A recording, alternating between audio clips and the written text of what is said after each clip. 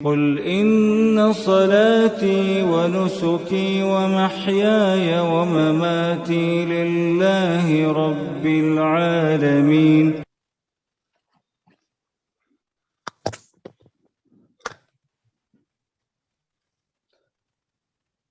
بسم اللہ الرحمن الرحیم. الحمد للہ رب العالمین والصلاة والسلام علی سید الانبیاء والمرسلین نبینا محمد وعلی آلہ وصحابہ اجمعین. السلام علیکم. ہمارا آج کا 30واں سیشن ہے اور اس میں تنظیم اسلامی کا مجوزہ معاشی نظام اور عمل درآمد کا طریقہ کار پر گفتگو ہوگی. گزشتہ ہفتہ ہم نے اسلامی معیشت کے رہنما اصولوں کا مطالعہ کیا تھا جن کا تعلق روحانی، قانونی اور فقہی مناسبت سے جدا طرز عمل کے باوجود ایک ہی محور پر قائم ہے، اور اسلام کا نظام عدل و قسط نظام معیشت کو حدود میں رکھنے کا لازمی عنصر ہے. صرف ایسا نظام ہی اسلامی کہلانے کا حقدار ہے جس کی بنیاد ایمان پر ہو اور جس کی رہنمائی قرآن و سنت سے حاصل کی گئی ہو. الحمدللہ اس پروگرام کو آج تک 47 ساتھیوں نے سنا ہے. ہمیں یہ بھی باور کروایا گیا کہ موجودہ نظام معیشت میں پیوند کاری کر کے اسے اپنانے سے مطلوبہ نتائج حاصل کرنا ناممکنات میں شامل ہوگا. لہذا ایسے نظام کی تشکیل نو کی جائے جو رہنما اصولوں کی بنیاد پر ہمارے موجودہ مسائل کا خاطر خواہ مداوا بن سکے، اور ہم بین الاقوامی مالی اداروں کی اجارہ داری سے آزاد ہو کر اپنے قدرتی وسائل اور عطائے ربی افرادی قوت کا بخوبی استعمال کر پائیں. امید ہے آج کا اختتامی سیشن ہمیں اپنے معاشی راہ مستقیم متعین کرنے میں مددگار ثابت ہوگا. محترم عاصم صاحب سے استدعا ہے کہ آپ وہ نسخہ کیمیا تجویز فرمائیں جو قرضوں میں ڈوبی ہوئی قوم کو سکھ کا سانس نصیب کرے. بسم اللہ. اللہم صلی علی محمد النبی الامی وعلی آلہ وسلم تسلیما. السلام علیکم. وعلیکم السلام. پچھلے سیشن میں جیسے کہ ابھی کرنل صاحب نے تذکرہ کیا، ہم نے اسلام کا جو روحانی نظام معیشت ہے اس کے خد و خال آپ کے سامنے رکھے. ہم نے اس میں یہ بھی کلیئر کیا تھا کہ اسلام کا جو روحانی نظام معیشت ہے یہ کوئی قانونی معاملہ نہیں ہے، لیکن ساتھ ہی یہ بھی ہمیں اپنے ذہن میں اپنے دل میں بٹھا لینا چاہیے کہ اصل میں مطلوب یہی ہے. اس مطلوب ہدف کو اچیو کرنے کے لیے جو کہ ہمیں اسلام کا روحانی نظام معیشت عطا کرتا ہے، قل العفو کے فلسفے کی بنیاد پر بہت لازم ہے کہ کم از کم وہ جو ایک اس سمت میں پرواز کرنے کے لیے ایک لانچنگ پیڈ تو ضرور ہونا چاہیے جو کہ موجودہ نظام کی صورت میں ممکن نہیں ہے. تو آئیے پہلے ہم دیکھتے ہیں کہ یہ جو دوسرا حصہ تھا جس کا آج ہم نے مطالعہ کرنا ہے وہ ہے اسلام کا قانونی اور فقہی نظام معیشت. میں پھر دہرا دیتا ہوں کہ ایمان کی بنیاد پہ جو اسلام کھڑے ہوتے ہیں، جو نظام وجود میں آتے ہیں، بنیادی طور پر تو دکھائی ایسے دیتا ہے کہ صرف رہنما اصول ہیں، لیکن حقیقت میں تقاضا کر رہے ہوتے ہیں سبمیشن کا، ماننے کا، اختیار کرنے کا، آپ کی اپنی زندگی میں شامل کرنے کا تقاضا کر رہے ہوتے ہیں۔ سو چلتے ہیں قانونی اور فقہی نظام کی طرف۔ پچھلی دفعہ ہم نے دیکھا تھا کہ یہ جو موجودہ نظام ہے کیپٹلزم، اور جو آخری سانسیں لیتا ہوا شاید اب ہیں بھی نہیں، سوشلزم، تو قانونی اور فقہی نظام جو ہے ایک طرح کا کنٹرول کیپٹلزم ہے، یعنی اس میں بھی، اسلام میں بھی وہ تمام چیزیں موجود ہیں جو کہ موجود نظام ہمیں آفر کرتے ہیں، یعنی انسان کو اپنے مال پر حق کے تصرف حاصل ہونا چاہیے۔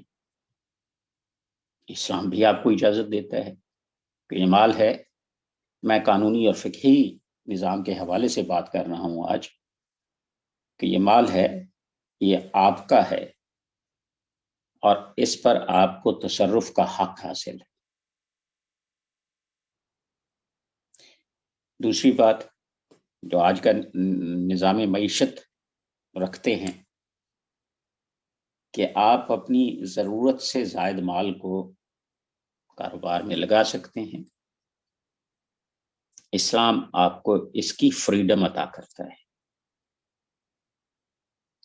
اور صاف ظاہر ہے اگر کوئی وراثت کا معاملہ سامنے آتا ہے تو وراثت بھی وارثوں کو منتقل کی جا سکتی ہے۔ یہ تینوں چیزیں آپ دیکھیے گا، یہ کسی بھی سرمایہ دارانہ نظام میں موجود ہیں۔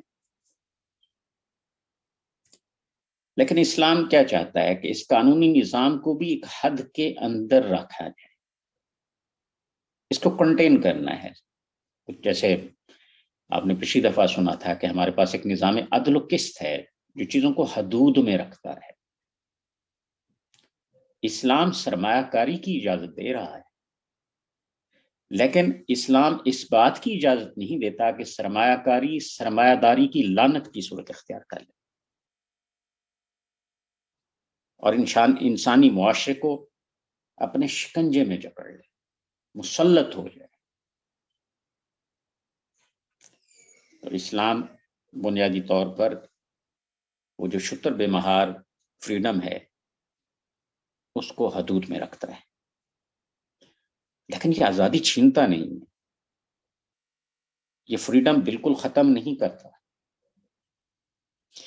اور نہ ہی اسلام ایبسلیوٹ ایکویلٹی میں بلیو کرتا ہے کہ یہ سب برابر ہوں۔ نہیں، فرق و تفاوت میں اسلام بھی بلیو کرتا ہے۔ دیکھیے جب آزادی دی جاتی ہے خاص طور پہ سرمایہ کاری کے حوالے سے، تو یہ آزادی آپ کتنی ہی تھوڑی دیں لیکن اونچ نیچ تو لازماً ہوگی۔ کوئی اپنی شاکلہ اور صلاحیتیں کے باوجود زیادہ تیز دوڑے گا، کچھ لوگ کم تیز دوڑیں گے، کچھ آگے نکل جائیں گے، کچھ پیچھے رہ جائیں گے۔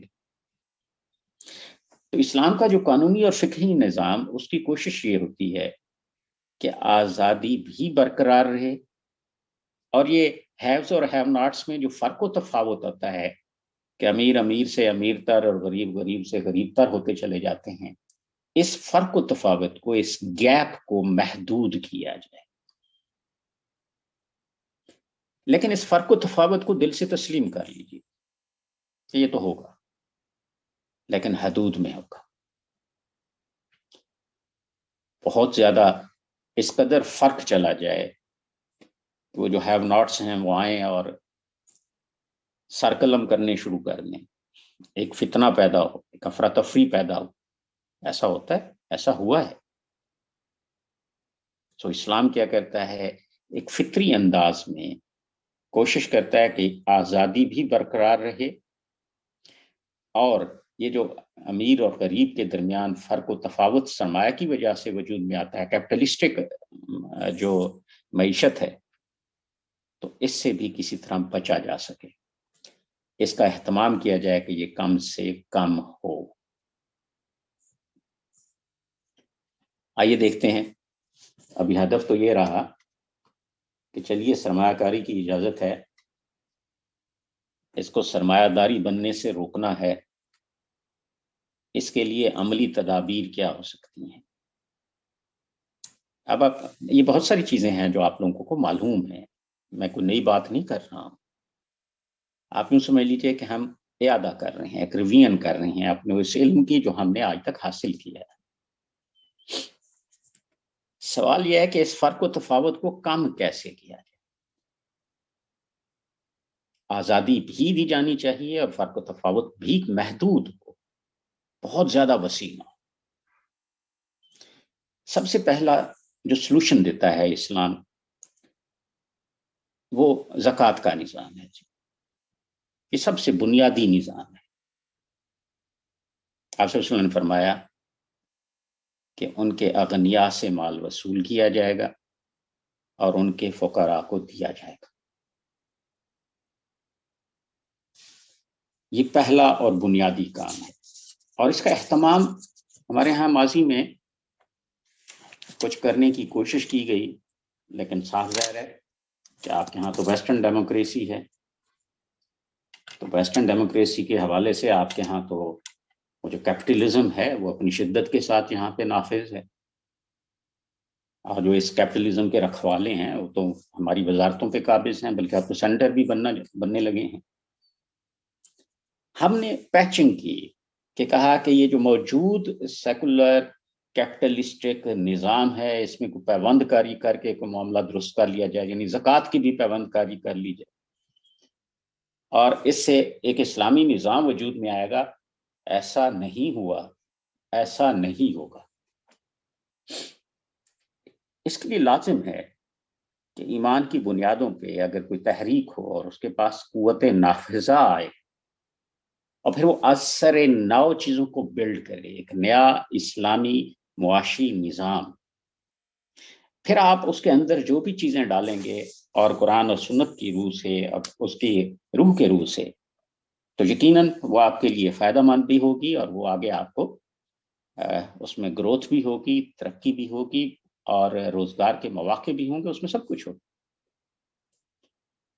لیکن اگر ہم یہ چاہیں کہ یہ جو موجود نظام ہے، جو کہ پیور سیکولر کیپٹلسٹک نظام ہے اور پیور میٹرلسٹک نظام ہے، کہ ہم چاہیں کہ اس میں زکوٰۃ کی پیوند کاری سے کوئی معاملات درست ہو جائیں گے، اٹس ناٹ پاسبل، یہ ممکن نہیں۔ بڑا سمپل ہے، آج کل تو ٹیکنالوجی کا دور ہے، ایک طریقہ کار جو ہے اس پہ وضع کیا جا سکتا ہے۔ 22 کروڑ ہمارا ملک ہے، اس میں ہم نے ایک لکیر کھینچنی ہے، ایک طرف ہیوز ہیں اور ایک طرف ہیو ناٹس ہیں، ایک طرف صاحب نصاب ہیں اور دوسری طرف جو ہیں مسکین ہیں، ایک طرف امیر ہیں اور دوسری طرف غریب ہیں۔ جس کے پاس 7 تولے سونا ہے وہ عمرا کی صف میں کھڑا ہے، اور جس میں 7 تولے سے 1 گرام بھی کم ہے وہ دوسری لائن میں چلا گیا ہے۔ سو یہ کوئی الٹ اپ قسم کی لائن نہیں ہے، یہ اہتماماً یہ لائن کھینچی گئی ہے تاکہ جن کے پاس زیادہ ہے انہیں ڈونرز بننا چاہیے، اور جن کے پاس کم ہے یا نہیں ہے وہ ریسیپینٹس بنیں گے۔ ہاں چیزیں بدلتی رہیں گی، جو آج اس لائن کے اس طرف ہیں کل وہ اس طرف ہو سکتے ہیں، جو لائن کے اس طرف ہیں وہ اس طرف ہو سکتے ہیں، دس از پاسبل۔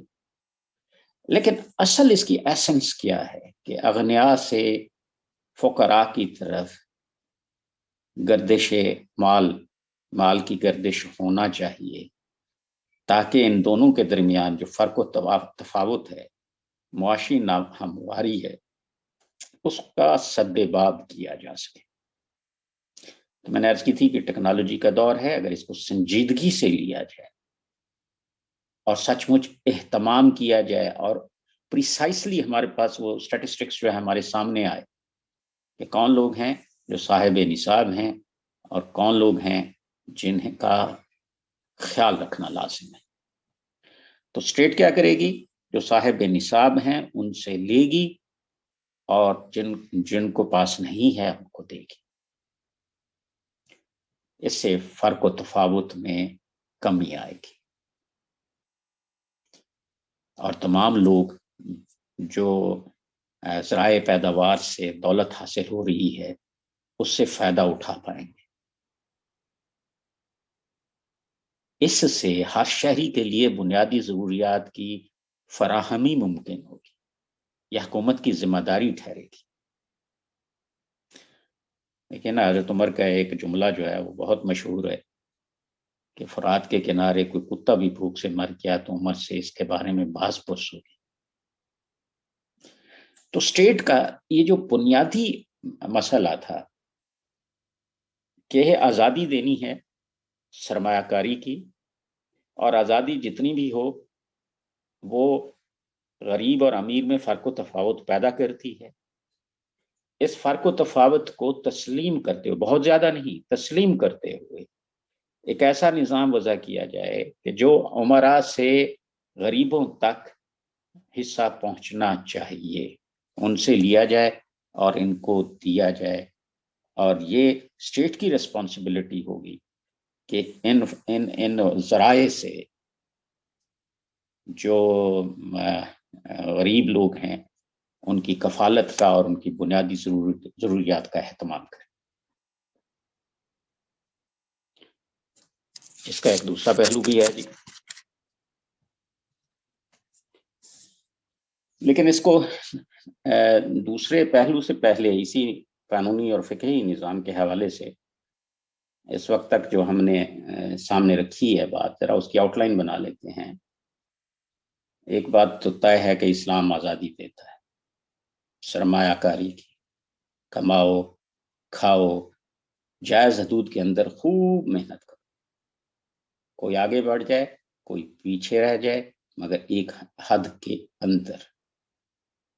بنیادی ضروریات کی ضمانت کے لیے اس کی کسٹوڈین جو ہے اور جس کا ذمہ داری اسٹیٹ کی ہے، تو زکوٰۃ کا نظام جو ہے وہ نافذ ہو.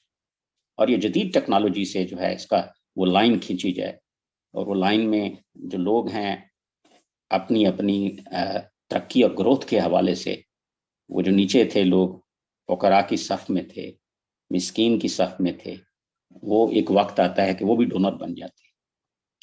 تو اس طرح اسٹیٹ جو ہے ایک اجتماعی انشورنس کا اہتمام کرتی ہے. انشورنس وہ والی انشورنس نہیں جس کا پریمیم دیا جاتا ہے، یعنی اس کا پریمیم نہیں دیا جاتا، وہ ریسپانسبلٹی لیتی ہے اسٹیٹ کہ ہم نے ہیوز اور ہیو ناٹس کے درمیان فرق کو منیمائز کرنا ہے اور ہیو ناٹس کی لک آفٹر کرنی ہے. ایک دوسری بات بھی اسی فقہی نظام کے، قانونی نظام کے حوالے سے وہ بھی ہمیں سمجھ لینی چاہیے کہ جب سرمایہ اور محنت ملتے ہیں تو معاشی نتیجہ وجود میں آتا ہے ان دونوں کے امتزاج سے. یعنی محنت اور سرمایہ جب یہ ملیں گے تو ایک معاشی نتیجہ سامنے آتا ہے. اب اگر ہم کمپیریزن کریں تو کیپٹلسٹک اپروچ جو ہے، جو آج ہمارے ہاں رائج ہے، وہاں سرمایہ کو زیادہ اہمیت اور تحفظ حاصل ہے اور محنت کی حیثیت کم ہے، بلکہ کم از کم ہے. یعنی سرمایہ آج کے مروجہ نظام میں محنت کا استحصال کرتا ہے. تو اسلام کا معاشی اور فقہی نظام اس سے بالکل ہی اپوزٹ ہے. اسلام کا معاشی نظام محنت کو اہمیت اور تحفظ دیتا ہے اور سرمایہ کی حیثیت ثانوی ہے. میں دہرا رہا ہوں کہ اسلام کا معاشی نظام محنت کو اہمیت دیتا ہے، سرمایہ کی حیثیت ثانوی ہے. اور یہ سرمایہ کو اپنی ذاتی حیثیت میں اس کا جو ایک سٹیٹس ہمارے ہاں اس وقت رائج ہے کہ یہ ارننگ ایجنٹ ہے. آپ کے پاس سرمایہ ہے، آپ نے اس میں محنت شامل نہیں کی، آپ نے یہ سرمایہ کسی کو دے دیا، اس کی محنت میں آپ حصہ دار بنے، تو معلوم ہوا کہ آپ نے اس ساری ڈیل میں سرمایہ کو اپنی ذاتی حیثیت میں ایک ارننگ ایجنٹ بنا دیا. اسلام اس کو کم سے کم درجے میں رکھنا چاہتا ہے. اب یہ آپ دیکھیں گے روحانی اس میں نظام میں ہم نے پڑھا تھا کہ اسلام اس کی کلیت نفی کرتا ہے، لیکن قانونی اور فقہی نظام میں کچھ یعنی شرائط کے ساتھ وہ اس کو کسی حد تک کم از کم لیول پہ ایون ناپسندیدہ سمجھتے ہوئے قبول کر لیں. کیوں؟ آزادی کو ہم نے، وہ جو سرمایہ کاری کی آزادی ہے اس کو ہم نے کمپرومائز نہیں کرنا، اور کچھ اور چیزیں ہیں جن کے حوالے سے اسلام ایک سٹیپ پیچھے آتا ہے، لیکن میں بات کر رہا ہوں قانونی نظام کی، تاکہ ایک دفعہ معاملہ جو ہے وہ آگے چل پڑے. اور جب آپ یہ معاملہ مکمل طور پہ آپ کے سامنے آ جاتا ہے اور آپ ایک نظام اس کے حوالے سے ڈیزائن کر لیتے ہیں، تو پھر آپ کا رخ ہوتا ہے اسلام کے روحانی نظام کی طرف. تو بدترین صورت کیا ہے کہ سرمایہ کو اگر ارننگ ایجنٹ مان لیا جائے، بدترین صورت وہ ہے سود، جو حرام مطلق ہے. دیکھیں سود کے اجزائے ترکیبی دیکھ لیجیے. نمبر 1، سرمایہ صرف سرمایہ ہونے کی حیثیت سے کمائی کا حقدار ہے، یہ تصور سود ہے. وہ اپنا تحفظ بھی چاہے، یہ سود ہے. گھاٹے میں شریک نہ ہو، یہ سود ہے. اور نفع بھی معین شرح سے لے رہا ہو، یہ سود ہے. یہ 4 اس کے بنیادی اوصاف ہیں کہ اس کے ارننگ ایجنٹ کا سٹیٹس جو ہے اس کو مانو، اس کا تحفظ کرو، وہ لاس میں شریک نہیں ہوگا، اور نفع میں ایک خاص شرح سے جو ہے حصہ لے گا. تو یہ مکمل طور پر قطعی طور پر سود ہے اور حرام مطلق ہے. یہ جو سرمایہ کاری کو سرمایہ داری بننے کا بنیادی سبب ہی سود ہے. اس لیے اسلام جو ہے اس لعنت کو معیشت سے ختم کرتا ہے اور اس کی جڑ کاٹ دیتا ہے. قرآن مجید کی روح سے اگر تم سود کے لین دین سے باز نہ آئے تو سن لو اللہ اور اس کے رسول کا تمہارے خلاف اعلان جنگ ہے. آپ صلی اللہ علیہ وسلم نے فرمایا سود کے 70 اجزاء ہیں. یہ گناہ اتنا بڑا ہے کہ اس کے 70 حصے کیے جا سکتے ہیں، اور ان میں ہلکا ترین بھی حصہ اس کے مساوی ہے کہ کوئی شخص اپنی ماں سے، کتنی شدت ہے اس انداز تعبیر میں. لیکن ہمارے یہاں بڑا خاص طور پہ جس ماحول میں ہم بیٹھے ہوئے ہیں، جو صاف ظاہر کیپٹلزم کے شکنجے میں ہے، سودی نظام جو ہے اپنی پوری شدت سے یہاں نافذ ہے، اور جو ہماری اسلامی جو نظام معیشت ہے اس کے لیے بھی جو کام ہوا ہے وہ بھی بڑا کوئی بہت اچھا نہیں ہے، بلکہ بہت ساری چیزوں میں مشکوک ہے، کیونکہ اس نے پیوند کاری کرنے کی کوشش کی ہے. اس ماحول میں ہمارے ہاں سود کے معاملے کو بہت کیجول لیا جاتا ہے.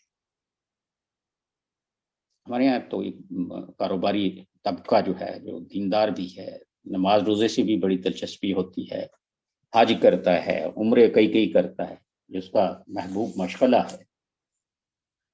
مساجد، دارالعلوم ان کے فنڈ سے چلتے ہیں. شراب سے اسے شدید نفرت ہے، اور اگر بدکاری کا کوئی اضافہ ہو جائے تو وہ قیامت سمجھتے ہیں، مگر سود سے نفرت نہیں.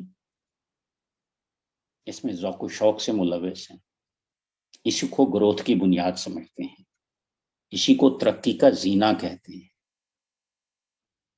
تو اس شدت کے ساتھ اللہ تبارک و تعالی نے کہا کہ اگر ایسا کرو گے تو میرے ساتھ میرے اور میرے محبوب کے ساتھ حالت جنگ میں.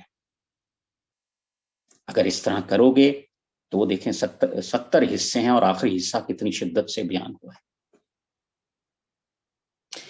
تو اس وقت ہمارا ملک، پیارا ملک پاکستان جو ہے، وہ اللہ اور اس کے رسول کے خلاف حالت جنگ میں ہے.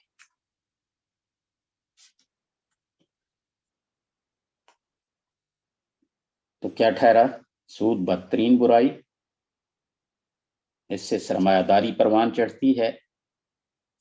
اس لیے اسلام کا جو نظام معیشت ہے اس میں اس کی جڑ کاٹ دی جائے. مجھے سمجھ نہیں آتی کہ اتنے سال ہو گئے ہم سود کے حوالے سے کام ہو رہا ہے پاکستان میں ضیاء الحق آنورڈز، لیکن یہ سود کا مسئلہ 22 کروڑ عوام کا مسئلہ نہیں ہے.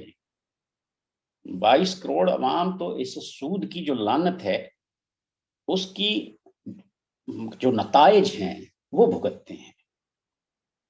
اصل میں ہمارے ہاں سود پہ جتنی بھی ریسرچ ہوئی ہے وہ ایک مائنورٹی کا ایشو ہے، کیونکہ اس کا تعلق سرپلس فنڈ سے ہے. آپ کی سیونگز ہیں بہت زیادہ ہو گئی ہیں، آپ کے پاس سرپلس سرمایہ موجود ہے، لیکن آپ پہلے ہی بہت مصروف ہیں.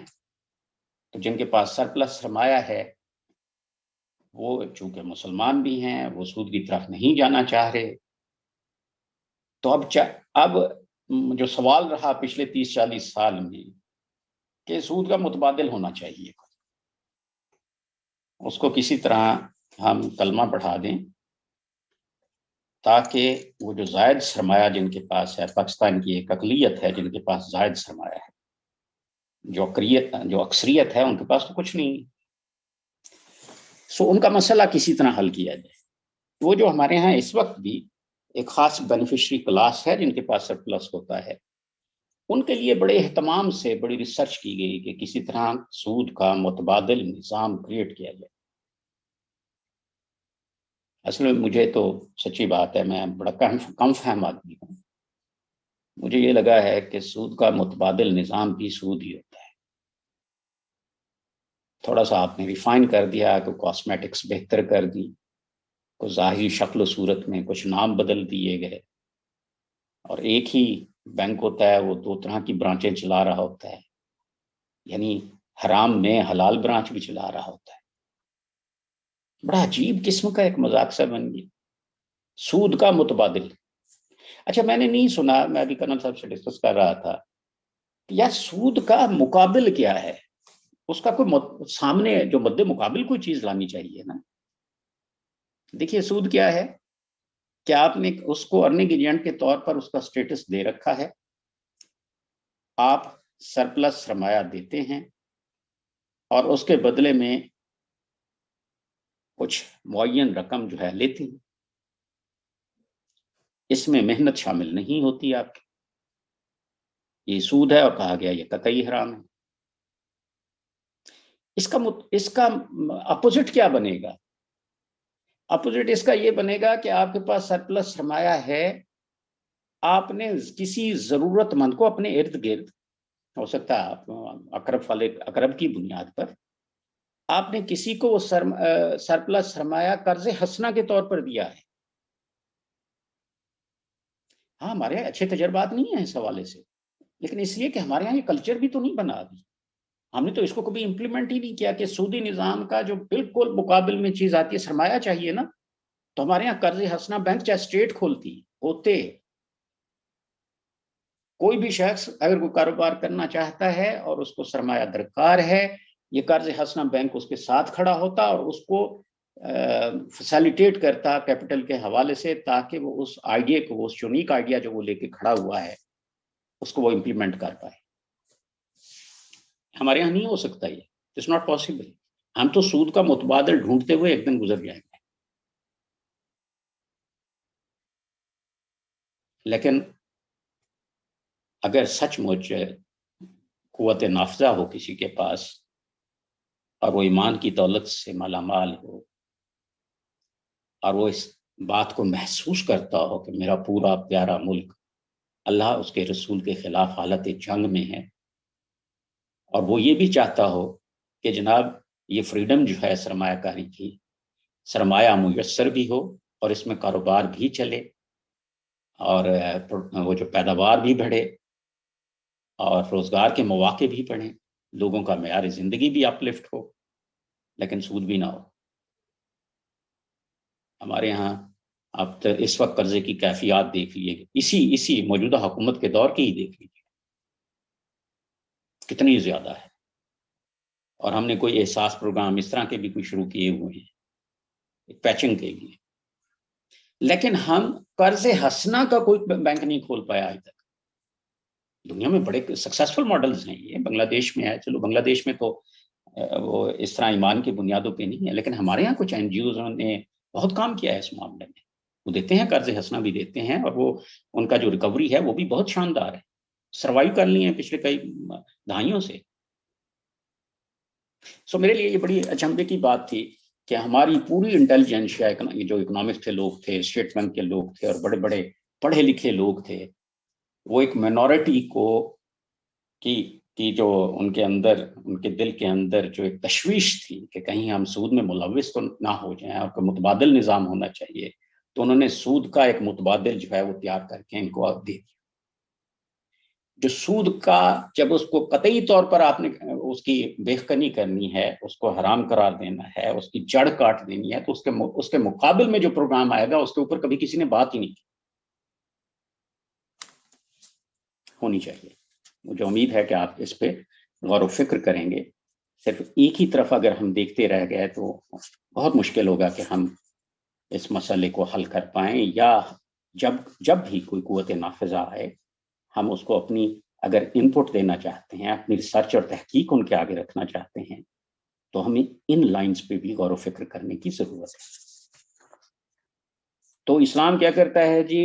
عمرا سے لے کر غریبوں میں تقسیم کرتا ہے زکوٰۃ کے حوالے سے۔ اسلام کیا کرتا ہے؟ سرمایہ کاری کو سرمایہ داری نہیں بننے دیتا، سود کو حرام مطلق قرار دیتا ہے۔ اب اسلام، یہ تو دو چیزیں تھیں جو بنیادی تھیں، اس کے علاوہ بھی کچھ چیزیں ہیں جن کو اسلام جو ہے وہ حرام قرار دیتا ہے۔ پہلی بات ہولڈنگ، ذخیرہ اندوزی، یہ جو ہمارا نظام معیشت ہے جو ایمان کی بنیاد پر استوار ہوگا، یہ اس کے حوالے سے زیادہ تر جو اشیاء خود ہیں ایٹیبلس، اس کے حوالے سے تو پیارے نبی صلی اللہ علیہ وسلم کا ایک واضح حکم موجود ہے۔ جس نے کھانے پینے کی چیز 40 دن تک روکے رکھی، بازار میں مانگ ہے مگر وہ اس کو فراہم نہیں کر رہا، چاہتا ہے کہ قیمتیں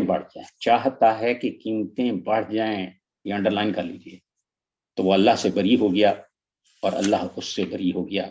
اللہ کا کوئی تعلق اس سے نہیں اور اس کا کوئی تعلق اللہ سے نہیں۔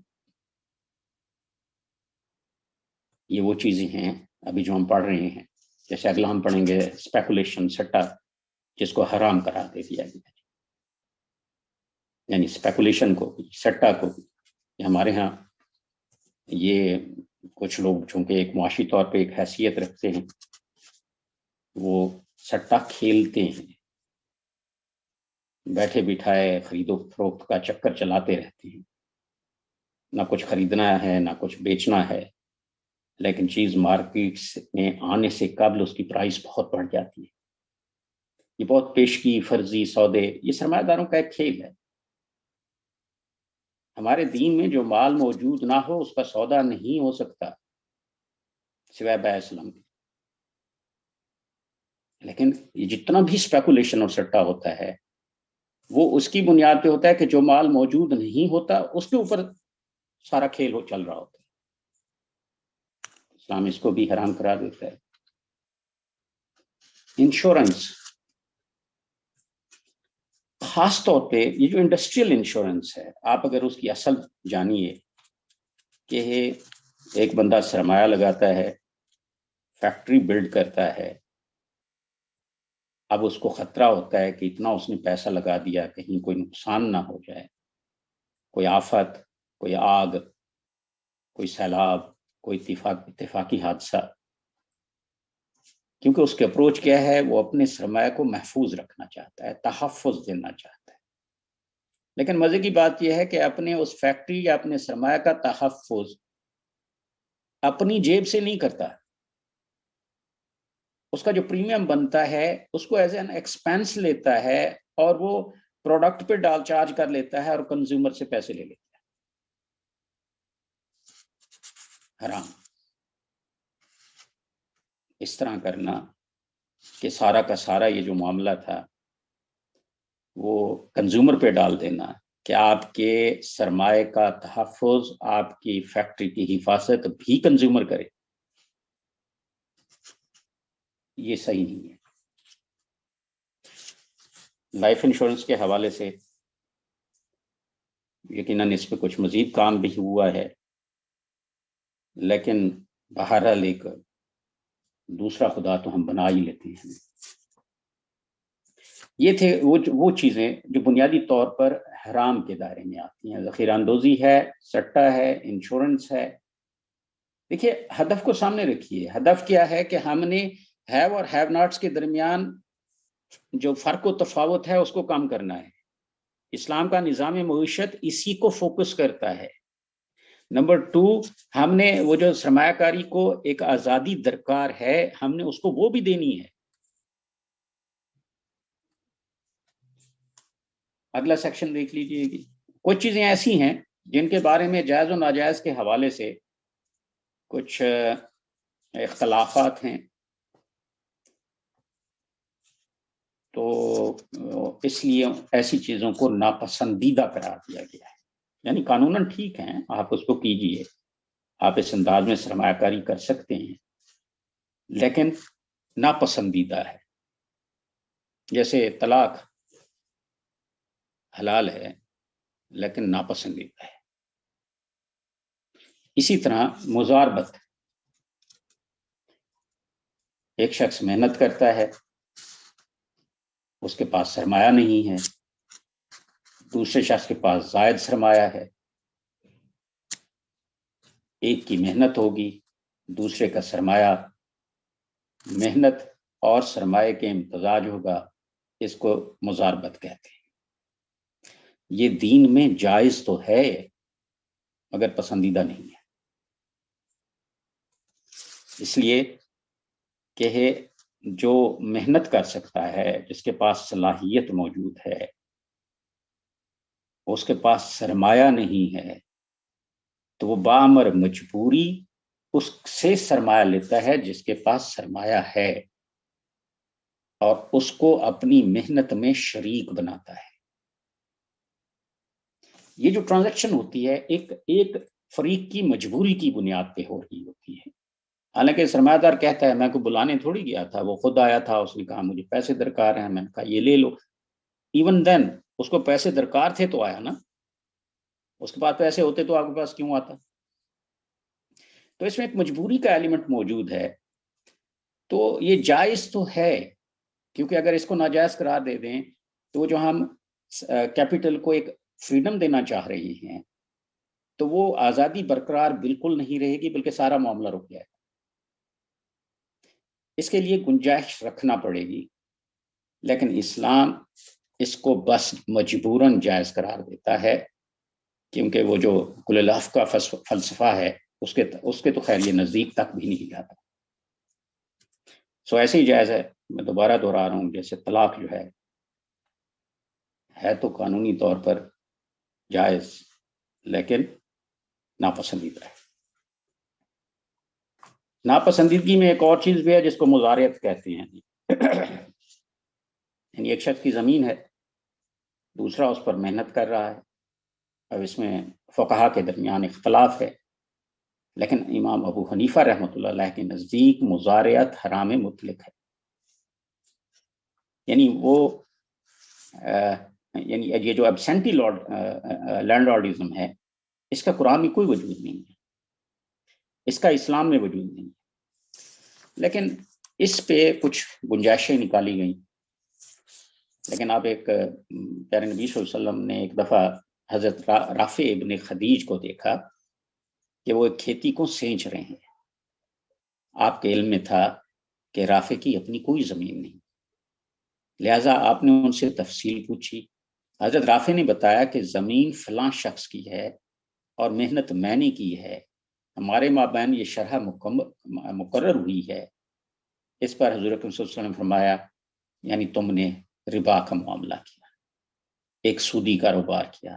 فرمایا زمین اس کے مالک کو لوٹا دو اور جو خرچ تمہارے اس پر آیا ہے اس کی قیمت اس سے وصول کر لو، اس لیے کہ اس میں مالک کی محنت شامل نہیں ہو رہی ہے، صرف زمین کی ملکیت کی بنیاد پر اپنے ایک بھائی کی محنت میں وہ حصہ وصول کرنا چاہتا ہے۔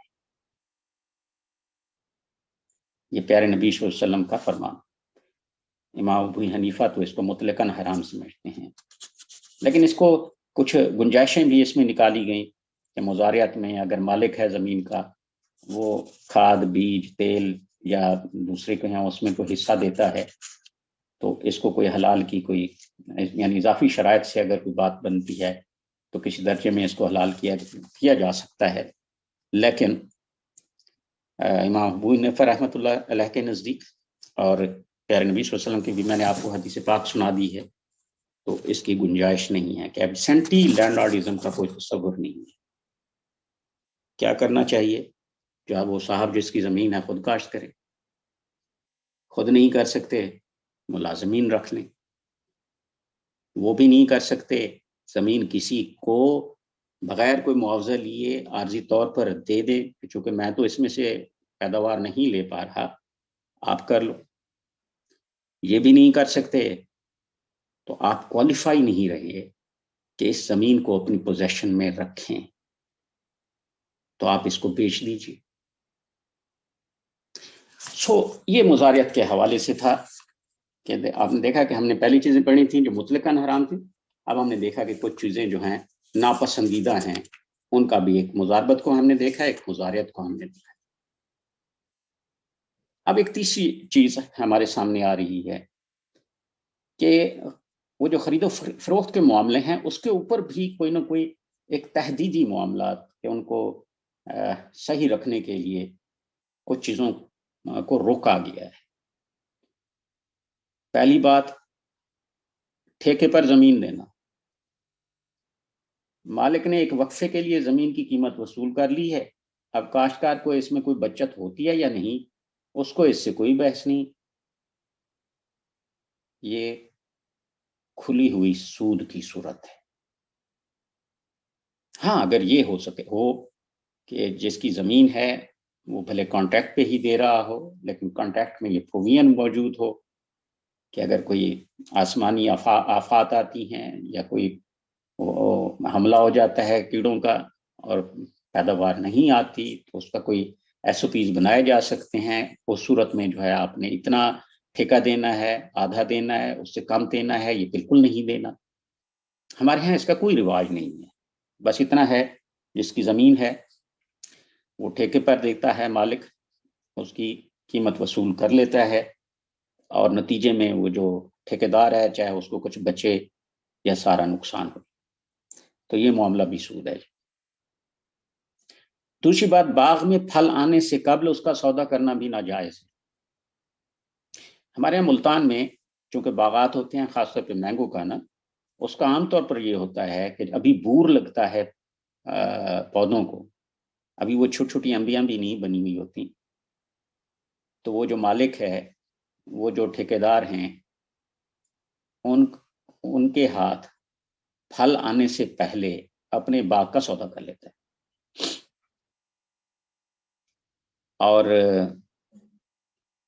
کچھ ایڈوانس بھی لے لیتا ہے، اور یہ عین ممکن ہے اور یہ ہوتا بھی ہے کہ ہوا چلی، وہ بور جو تھا پتہ لگا 80% اڑ گیا ہے، پھل جو ہے صرف 20% بنا ہے، یا پھل لگا تھا وہ صحیح معنی میں پک نہیں پایا ہے۔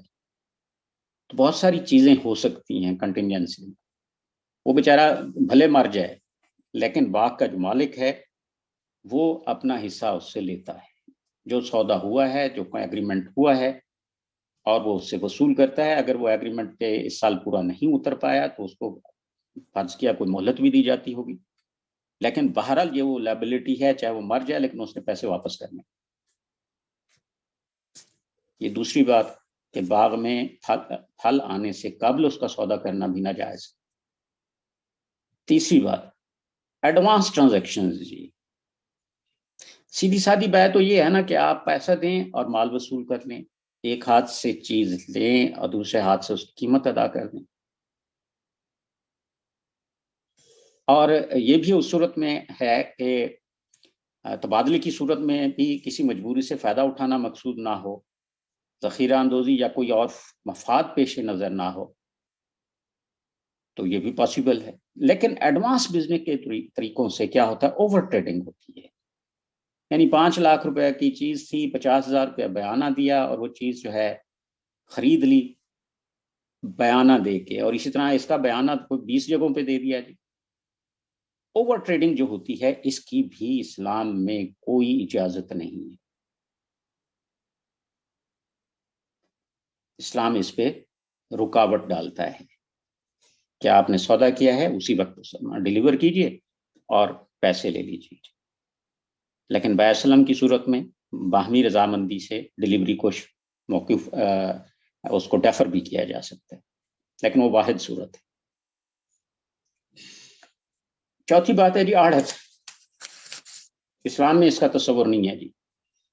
پیارے نبی صلی اللہ علیہ وسلم نے فرمایا کوئی شہر کا آدمی باہر کے آدمی کا مال فروخت نہ کرے۔ یہ جو منڈیوں میں بیٹھے ہوئے لوگ ہوتے ہیں ان کا اپنا مال تو ہوتا نہیں، کئی دفعہ مال بھی موجود نہیں ہوتا، لیکن ان کے اڈے کا ایک سٹیٹس ہوتا ہے اور وہ چیز کو بیچ دیتے ہیں، اور جو بیچنے والا ہوتا ہے جو خریدنے والا ہوتا ہے دونوں سے کمیشن وصول کر لیتے ہیں۔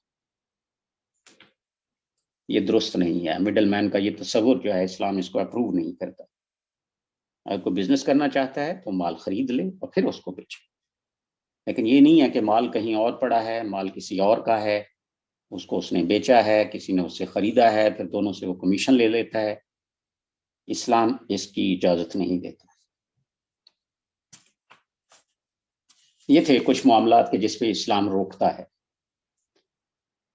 پھر یہ جو فرق و تفاوت ہے اس میں آپ نے دیکھا ہوگا کہ تقسیم دولت کی وجہ سے بھی، وراثت کی وجہ سے بھی، جو پہلے بہت بڑی لاٹس ہوتی تھیں وہ تقسیم در تقسیم ہوتے ہوئے بہت چھوٹے اس پہ لیول پہ آ گئی ہیں، اس کے بھی اثرات ہوتے ہیں۔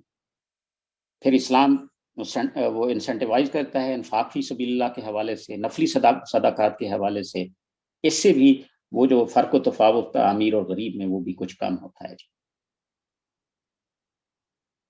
اس کے بعد یہ جو انسانی کمزوریوں سے فائدہ اٹھا کر دولت کمانا ہے، یہ جو انسانی کمزوریوں کو ایکسپلائٹ کرنا ہے، اسلام میں اس کی قطعاً کوئی گنجائش نہیں۔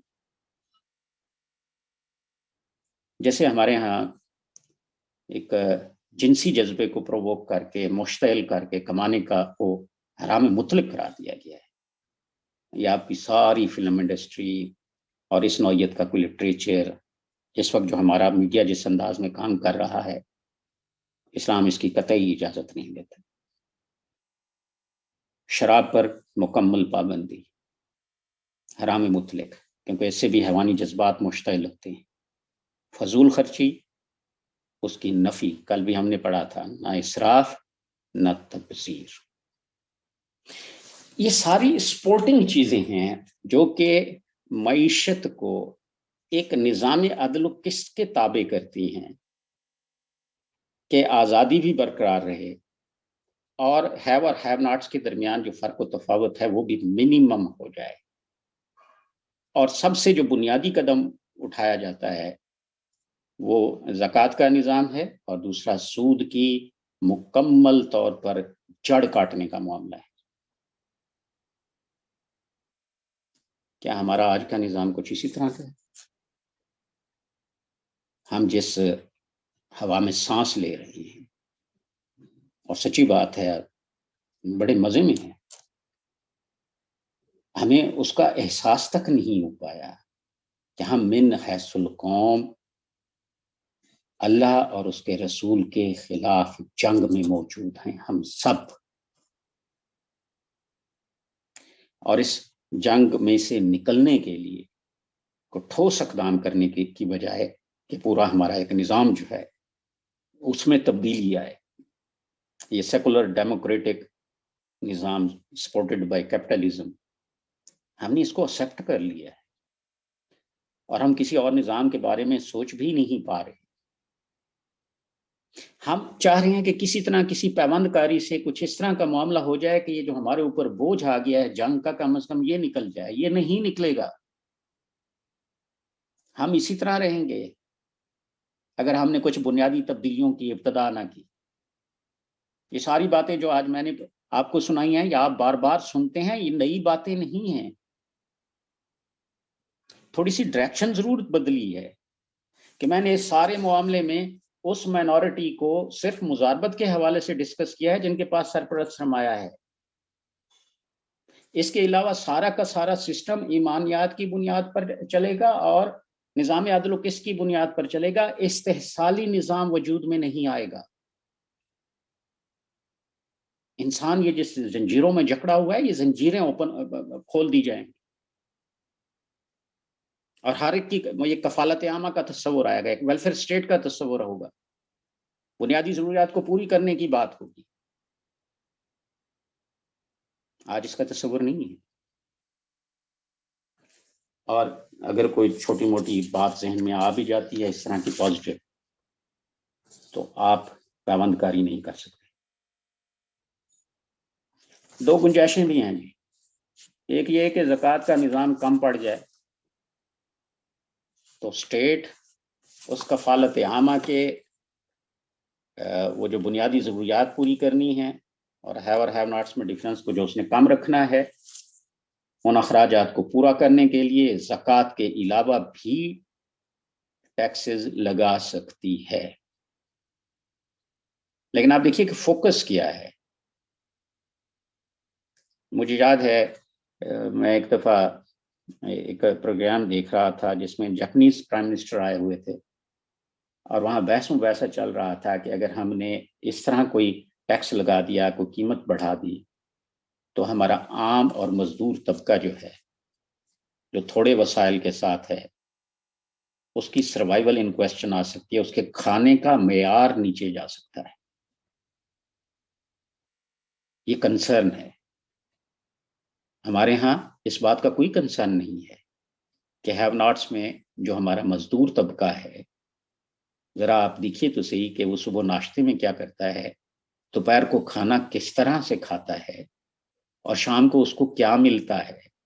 وہ جو بنیادی ضروریات ہیں اس کو مل پا رہی ہیں یا نہیں مل پا رہی، اس بات کا کوئی بھی تصور ہماری یہ جو قوت نافذہ ہے جن کے پاس ہماری حکومت ہے یا یہ جو IMF کے لوگ آئے بیٹھے ہیں، یہ ان کا مسئلہ نہیں ہے. ان کا مسئلہ تو صرف اتنا ہے کہ آپ نے قرضہ لیا ہے، سود دینا ہے، اور بس اتنا آپ کو وہ چلنے دیں گے کہ آپ سود دینے جوگے رہ جائیں، اور بس آپ کی گروتھ، آپ کا طرز زندگی کا بلند ہونا، آپ کے عام آدمیوں کا اس کی کفالت عامہ کا کوئی پروگرام شروع کرنا، یہ ان کا پرابلم نہیں ہے. ابھی کیپٹلزم میں آپ نے دیکھا ہوگا کہ تھوڑی سی تبدیلی آئی ہے، کیونکہ خطرہ ہے کہ کہیں پھر سر قلم نہ کر دیے جائیں، وہ غربا امیروں کے سر نہ کاٹ دیں. ہوا ہے اس میں ہسٹری میں. تو ابھی وہ کوشش کر رہے ہیں کہ اس کو وہ جو، بلکہ اس میں تو رائج بھی ہے UK میں، وہ جو ان امپلائمنٹ کے الاؤنسز ہیں یا اس طرح کی جو بنیادی ضروریات کی چیزیں ہیں، وہ بھی اس میں شامل کرنے کی کوشش کر رہے ہیں اور کر بھی رہے ہیں. اسکینڈینیوینز میں ایک اچھا پروگرام چل رہا ہے. لیکن باقی اسلام میں جو اسلامی ممالک ہیں اس میں اس کا سرے سے تصور بھی موجود نہیں ہے. حالانکہ ہمارے پاس بہترین وہ جو آئیڈیالوجی ہے اور بہترین مثال موجود ہے. پیارے نبی صلی اللہ علیہ وسلم کا جو انقلاب آیا تھا اور اس کے نتیجے میں جس طرح کا وہاں سوسائٹی بلڈ اپ ہوئی تھی، جس طرح کفالت عامہ کا ایک تصور تھا، اور کس طرح لوگ ایمان کی بنیادوں پہ اتنے یعنی ایک بہتر زندگی گزار رہے تھے کہ زکوٰۃ دینے والے تھے، لینے والا کوئی نہیں تھا. یقیناً اگر ہم اس جہاد فی سبیل اللہ کے راستے پہ چلیں گے تو یقیناً ہمارے ہاں بھی ایسا ہو سکتا ہے. لیکن جہاد فی سبیل اللہ کو طرز زندگی بنانا ابھی تو ہم نے اس پہ سوچا بھی نہیں ہے. ایک دوسری گنجائش بھی ہو سکتی ہے جی نیشنلائزیشن کی، کہ اگر کوئی ذریعہ پیداوار جو پرائیویٹ سیکٹر میں موجود ہے اور وہ اپنے عدل کے تقاضے پورے نہیں کر پا رہا، تو اسٹیٹ اس کو بھی نیشنلائز بھی کر سکتی ہے. لیکن فوکس کیا ہے؟ کہ امیر امیر سے امیر تر نہ ہو اور غریب غریب سے غریب تر نہ ہو.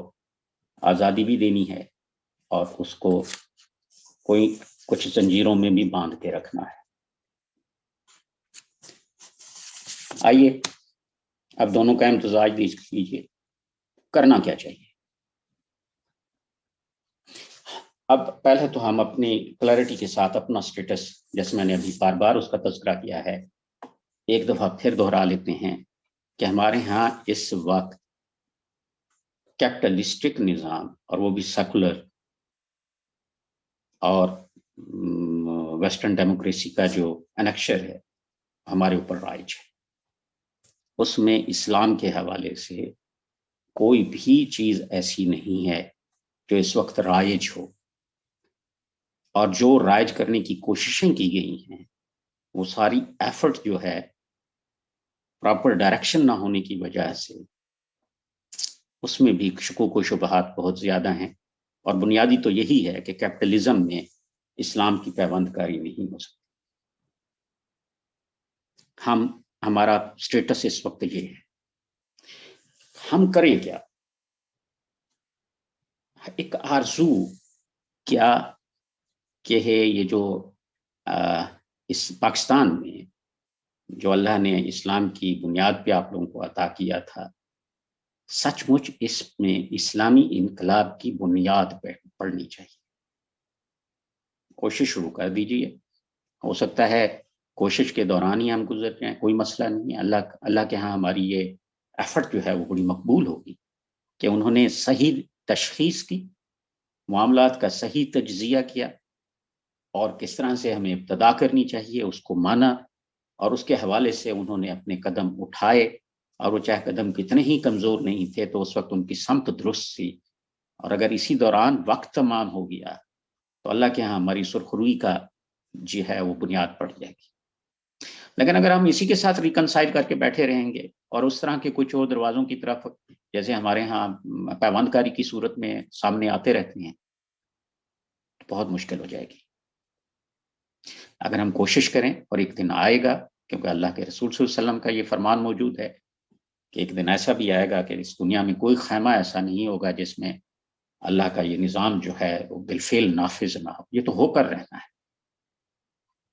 جو ہو کر رہنا ہے اس میں ہم نے اپنی انپٹ دینی ہے کہ وہ اسی کی بنیاد پہ ہماری ہم سرخرو ہو پائیں گے قیامت والے دن. اب اگر فرض کیا قوت نافذہ موجود ہو تو یہ جو کیپٹلسٹک نظام ہے اس کو جڑ سے اکھیڑ کر اس کی جگہ پہ اسلام کا فقہی اور قانونی جو معاشی نظام ہے اس کے تمام تر سپورٹنگ ایلیمنٹس کے ساتھ اس کو نافذ کریں. اب کیا ہوگا کہ آپ وہ جو سیکولر کیپٹلسٹک سٹیٹس سے نکل کر اسلام کے قانونی لیول تک آپ پہنچ پائیں گے اس سارے کو نافذ کرنے کے بعد. لیکن اسلام آپ سے کچھ اور چاہتا ہے، اس کے علاوہ بھی چاہتا ہے. لیکن وہ تب آئے گا جب ہم اس کو اختیار کر لیں گے قانونی اور فقہی نظام کو. اسلام یہ چاہتا ہے کہ اب اپنی رخ کرو اسلام کے روحانی نظام کی طرف، روحانی معاشی نظام کی طرف، کہ وہی اصل مطلوب ہے. وہی اس کے 4 پوائنٹس ذرا ریکال کر لیجیے کہ ملکیت صرف اللہ کی ہے.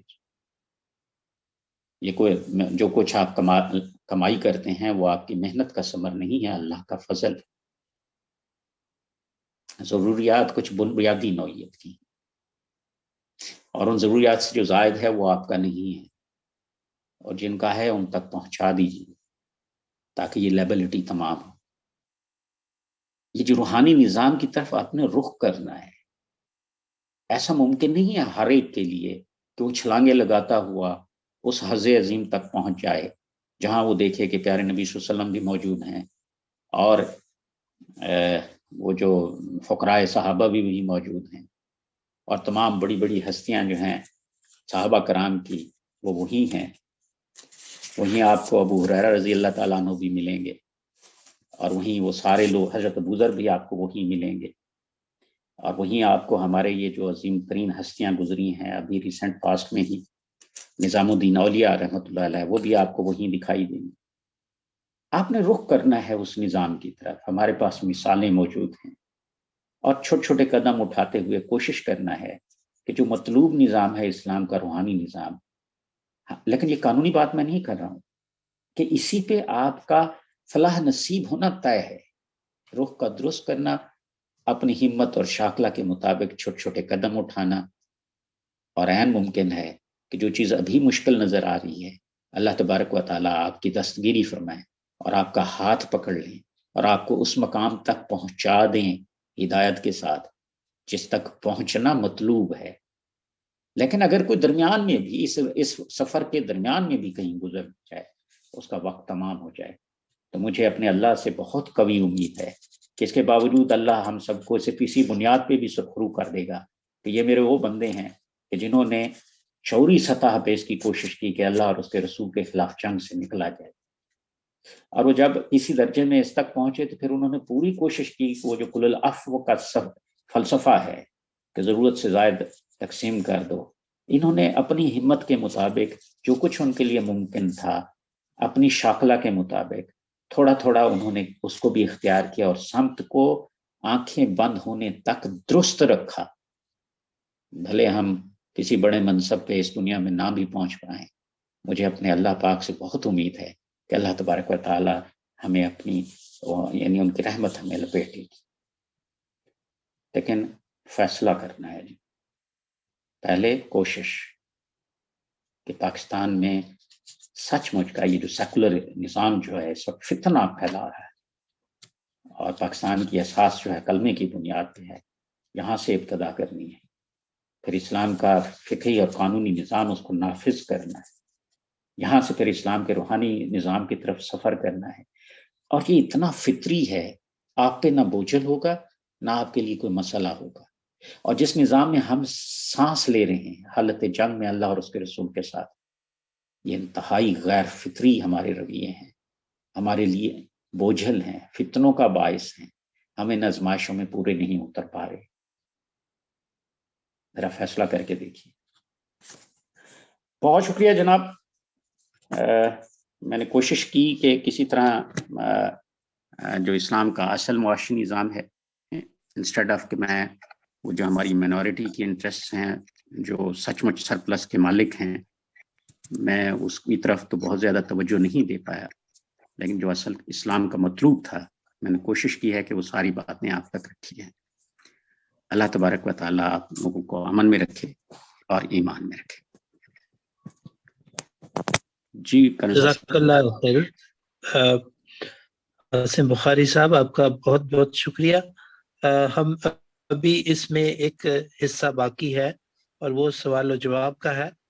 میں چاہوں گا کہ ہمارے ساتھی اپنے اس سے ریلیٹڈ اشکال دور کر لیں. جی آپ سوال کا سلسلہ شروع کریں. جی عاصم بخاری میرا نام ہے جی، اور اگر آپ کا کوئی سوال ہو تو میں حاضر. السلام علیکم سر، سہیل بول رہا ہوں. جی سہیل صاحب کیسے ہیں آپ؟ الحمدللہ اللہ کا شکر ہے. میں آپ کا پچھلا لیکچر اٹینڈ نہیں کر پایا تھا، بہرحال میں نے ریکارڈنگ سننے کی کوشش کی ہے اور آج کا لیکچر سنا ہے الحمدللہ. تو دو تین چیزوں کی طرف آپ کی توجہ دلاؤں گا، اس میں اگر آپ کچھ مزید روشنی ڈال دیں. آپ نے اسلام کے دو نظام پیش کیے ہیں معاشی نظام کے حوالے سے، ایک روحانی اور ایک قانونی. تو میرے نزدیک تو مطلب، اور ان میں آپ نے کہا ہے کہ دونوں میں کنٹراڈکشن بھی ہے، روحانی نظام میں اور قانونی نظام میں. یہ ایک پیچیدہ یا کمپلیکس طریقے سے شاید آپ ایکسپلین کرنے کی کوشش کر رہے ہیں. معاشی اسلام کا نظام ایک ہی ہے، ٹھیک ہے، اور وہ قانونی ہے، ٹھیک ہے. دوسری ٹرم جو آپ جس کو روحانی کہہ رہے ہیں وہ شاید احسان کے درجے میں آتی ہے قرآن کی روح سے. اس پہ تھوڑی سی روشنی ڈال دیجیے گا. دوسری آپ نے جو بات کی ہے حلال اور حرام بتا دی ہیں کہ جی اسلام میں یہ چیزیں حلال ہے معاشی نظام میں اور یہ چیزیں حرام ہے، لیکن آپ نے سسٹم لیول پہ بات نہیں کی ہے کہ یہ چیزیں ہوں گی کیسے. یہ ساری چیزیں ایک فرد نے کرنی ہے، انفرادی لیول پہ کرنی ہے، حکومتی لیول پہ کیا رول ہے اس کا، اس کے حوالے سے آپ نے اس میں ذکر نہیں کیا. اور تیسری چیز خالد صاحب کا ایک سوال تھا جس میں آپ نے کہا تھا کہ اس میں وہ کور کریں گے. ان کے میرے خیال میں سوال تھا کہ گورنمنٹ کے ریسورسز کیا ہوں گے اسلامی معاشی نظام میں, وہ کیسے رن کرے گی. ٹھیک ہو. آپ ان 3 چیزوں پہ اگر مزید وضاحت سے. اچھا, آپ کا جو پہلا سوال ہے کہ یہ اسلام کے 2 نہیں 1 نظام ہے, اور میں پرنسپل یہ سے ایگری کرتا ہوں کہ یہ پورا سسٹم جو ہے آرگینک ہول کی طرح ہے, لیکن یہ پہلے بھی ایگزسٹ کرتا تھا, اب بھی کرتا ہے, اور فیوچر میں بھی کرے گا.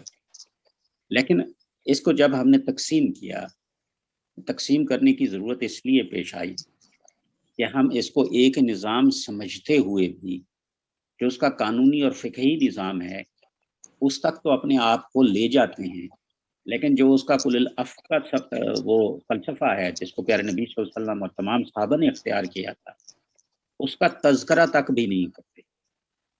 تو اس کی طرف توجہ مبذول کرانے کے لیے کہ الٹیمیٹ ٹارگٹ ہے کیا, اس کو سامنے رکھیے. اور جو رکاوٹیں ہیں, جیسے میں نے کہا کہ آج کا جو ہمارا نظام ہے اس میں تو یہ ساری باتیں جو ہیں, کیونکہ قوت نافذہ نہیں ہے تو وہ ممکن نہیں ہے. تو قوت نافذہ درکار ہے تو اس کے لیے محنت کیجیے, کوشش کیجیے. اگر قوت نافذہ مل جائے تو پھر یہ جو کیپٹلسٹک آپ کا سسٹم ہے اس کی بساط لپیٹیے, اور یہ جو قانونی اور فقہی نظام ہے اس کو نافذ کیجیے. جب قانونی اور فقہی نظام نافذ ہوگا تو پھر مطلوب کیا ہے کہ اب آپ اس کا جو روحانی نظام ہے, اس کے جو ہائیسٹ لیولز ہیں انسان کے, اس کی طرف توجہ دیجیے. میں نے وہ قانونی بات نہیں ہے لیکن مطلوب ہے, کیونکہ آپ کو تو نور مصطفیٰ ملے گا بھی وہیں پہ صلی اللہ علیہ وآلہ وسلم.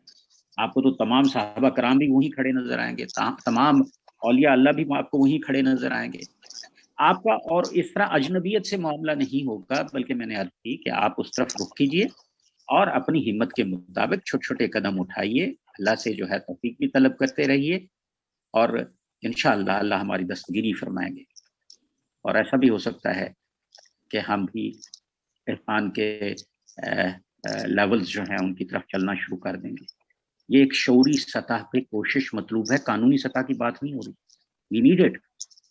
تو آپ کی اس بات سے میں ایگری کرتا ہوں کہ میں نے اس کو جو 2 علیحدہ چیزوں میں بانٹا ہے تاکہ ہمیں معلوم ہو کہ وہ بھی وہ مطلوب ہیں. But I agree with you کہ یہ پورا سسٹم جو ہے ایک آرگینک ہول کی طرح ہے, لیکن ہم بھول جاتے ہیں اور اپنی وہ جو ایک کمفرٹ زون ہے اس میں رہتے ہوئے ہم وہ چیزیں لے پا رہے ہوتے ہیں جو ہمیں اچھی بھی لگتی ہیں, جو آسان ہوتی ہیں.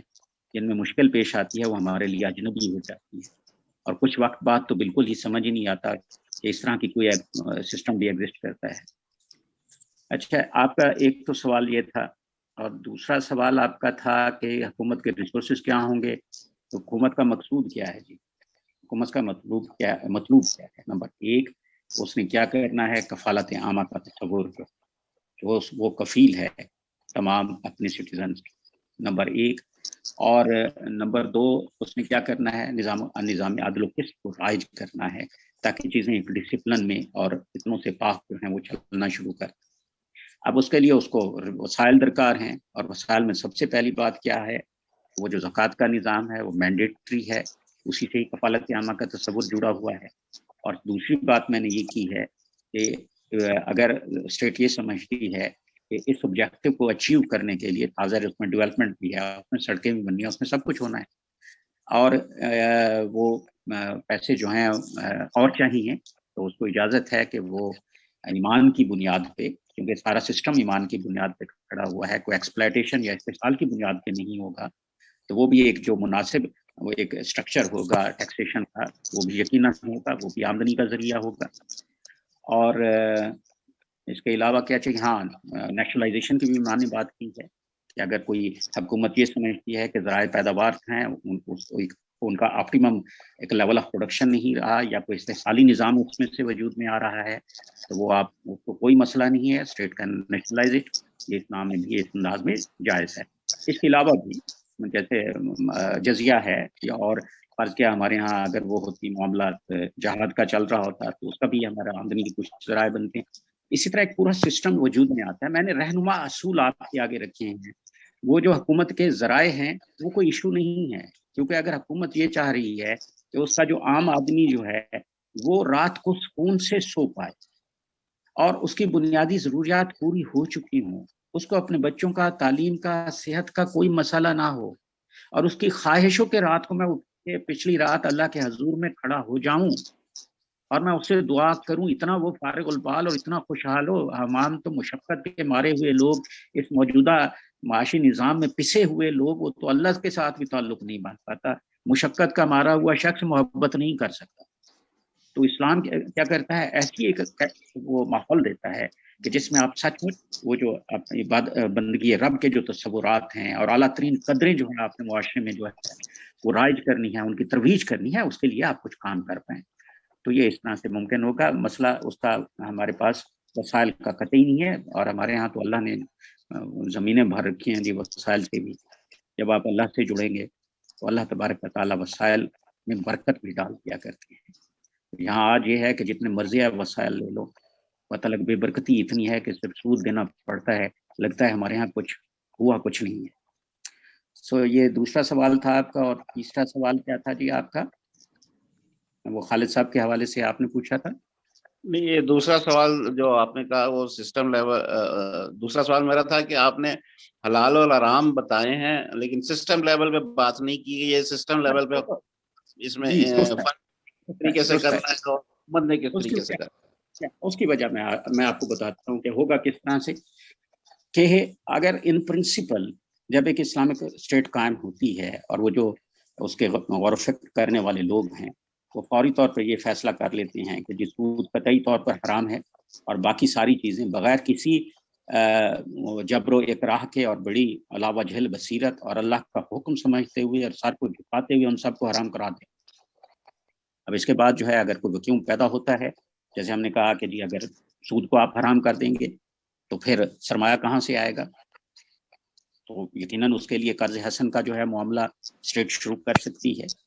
تو باقی چیزیں جہاں جہاں کوئی گیپ آ جائے گا کہ ایک ایگزسٹنگ سسٹم جو تھا، جیسے ہمارے یہاں مڈل مین کا ایک سسٹم موجود ہے، اب آپ مڈل مین کو بالکل ایریڈیکیٹ کر دیں گے تو درمیان میں کوئی سروس دینے کے الگ کوئی آدمی موجود نہیں ہوگا. اب وہ لوگ بیٹھیں گے جو بھی اس وقت ہوں گے، اس کے اوپر پورا ایک سسٹم ڈیزائن، کیونکہ آپ بات کر رہے ہیں جزیات کی کہ how to implement all these thing, وہ تو قوت نافذہ سے ہو جائے گا.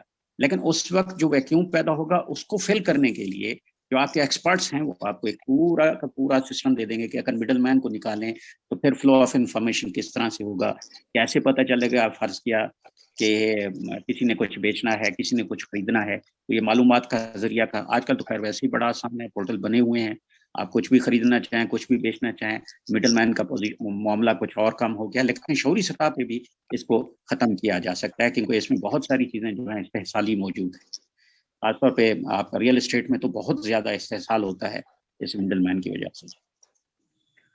جی جناب، ایک سوال آپ نے کیا تھا خالد صاحب کے حوالے سے، وہ کیا تھا؟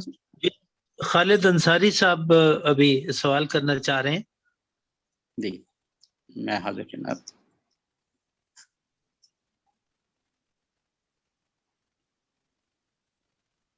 خالد صاحب آپ نے ہاتھ ہینڈ ریز کیا ہوا ہے، آپ سوال کرنا چاہیں گے؟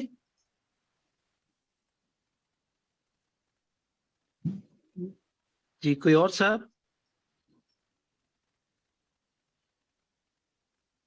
جی محمد عارف، اجازت ہو جی تو عارف خالد صاحب کی جگہ کیا ویلکم سید عارف اعظم بخاری صاحب، آپ نے ماشاءاللہ ساری جو چیزیں ہیں وہ کور کر لی، اور اس کے بعد آپ نے پرائورٹی میں رکھا کہ سب سے پہلے نظام جو ہے حکومت کا وہ ٹھیک ہو، پھر جو ہے نا یہ ساری چیزیں اپلائی ہو سکتی ہیں. بالکل آپ کی ہاتھ بالکل یعنی بجا ہے، لیکن بدقسمتی سے آج کے دور میں اس نظام تک پہنچنے کے لیے مجھے اپنی ناقص عقل کے مطابق نظر نہیں آ رہا کہ اگلے 50 سال میں بھی ہم اس نظام تک پہنچ پائیں گے. ہو سکتا ہے میں مکمل طور پہ غلط ہی ہوں.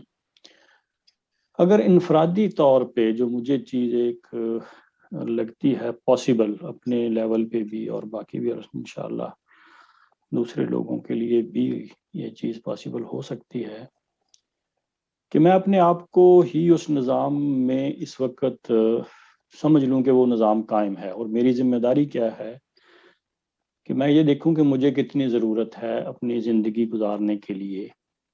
میں نے ایک دفعہ یہ کیلکولیشن کی تھی، تو اگر ڈالروں میں دیکھا جائے تو کوئی $2,500 ایک بندے کے لیے جس کے پاس کوئی چھت موجود ہے، انسان آسانی کی بہترین زندگی گزارنے کے لیے 1 سال کے لیے بہت ہے۔